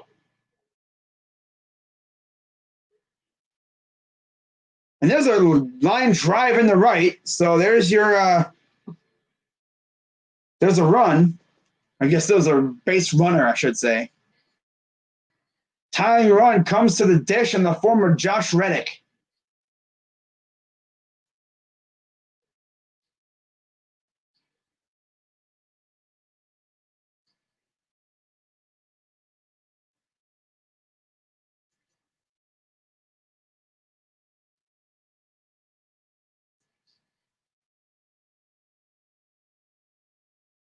So here's Reddick. Yeah, this is the big double play opportunity. Here's the pitch. High ball 1, 98 miles per hour.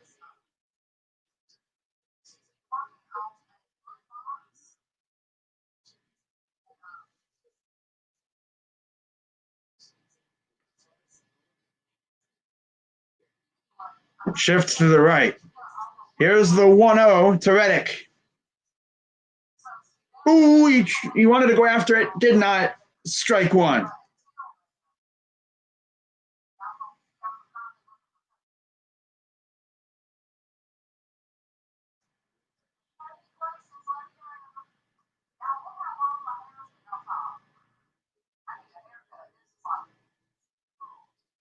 Here's the 1-1. Inside 2-1.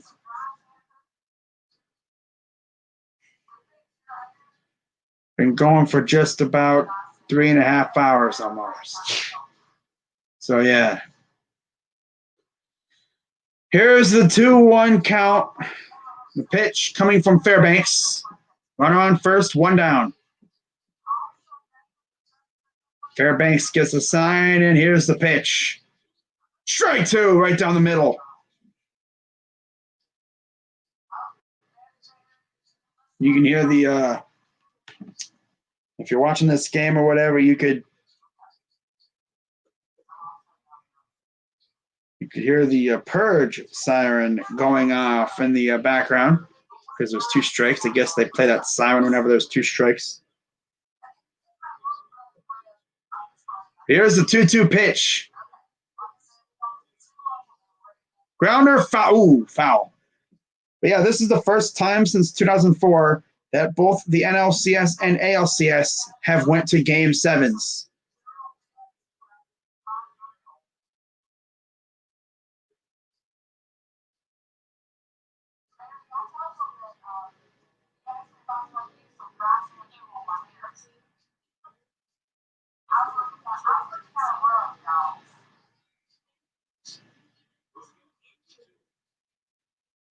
Here's the 2-2 pitch.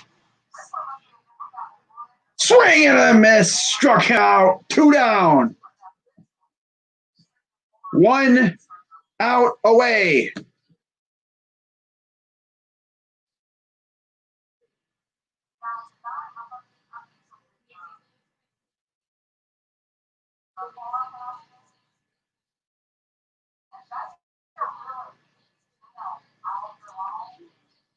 Huh.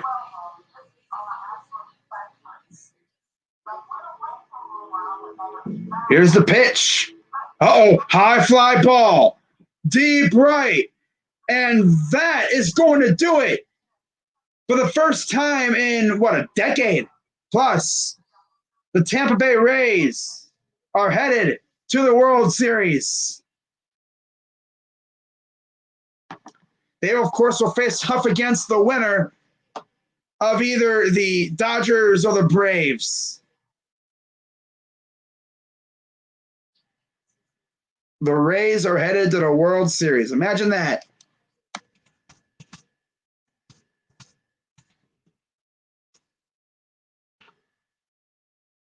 Wow. Oh, wow. First time since 2008. 12 years. They're going to the World Series. Wow. How about that? And then, of course, the Astros heading out. Their season's over. Wow. And then, of course, tomorrow night, we will find out who will be facing the Rays in the World Series. Honestly, I would love it if it was Braves.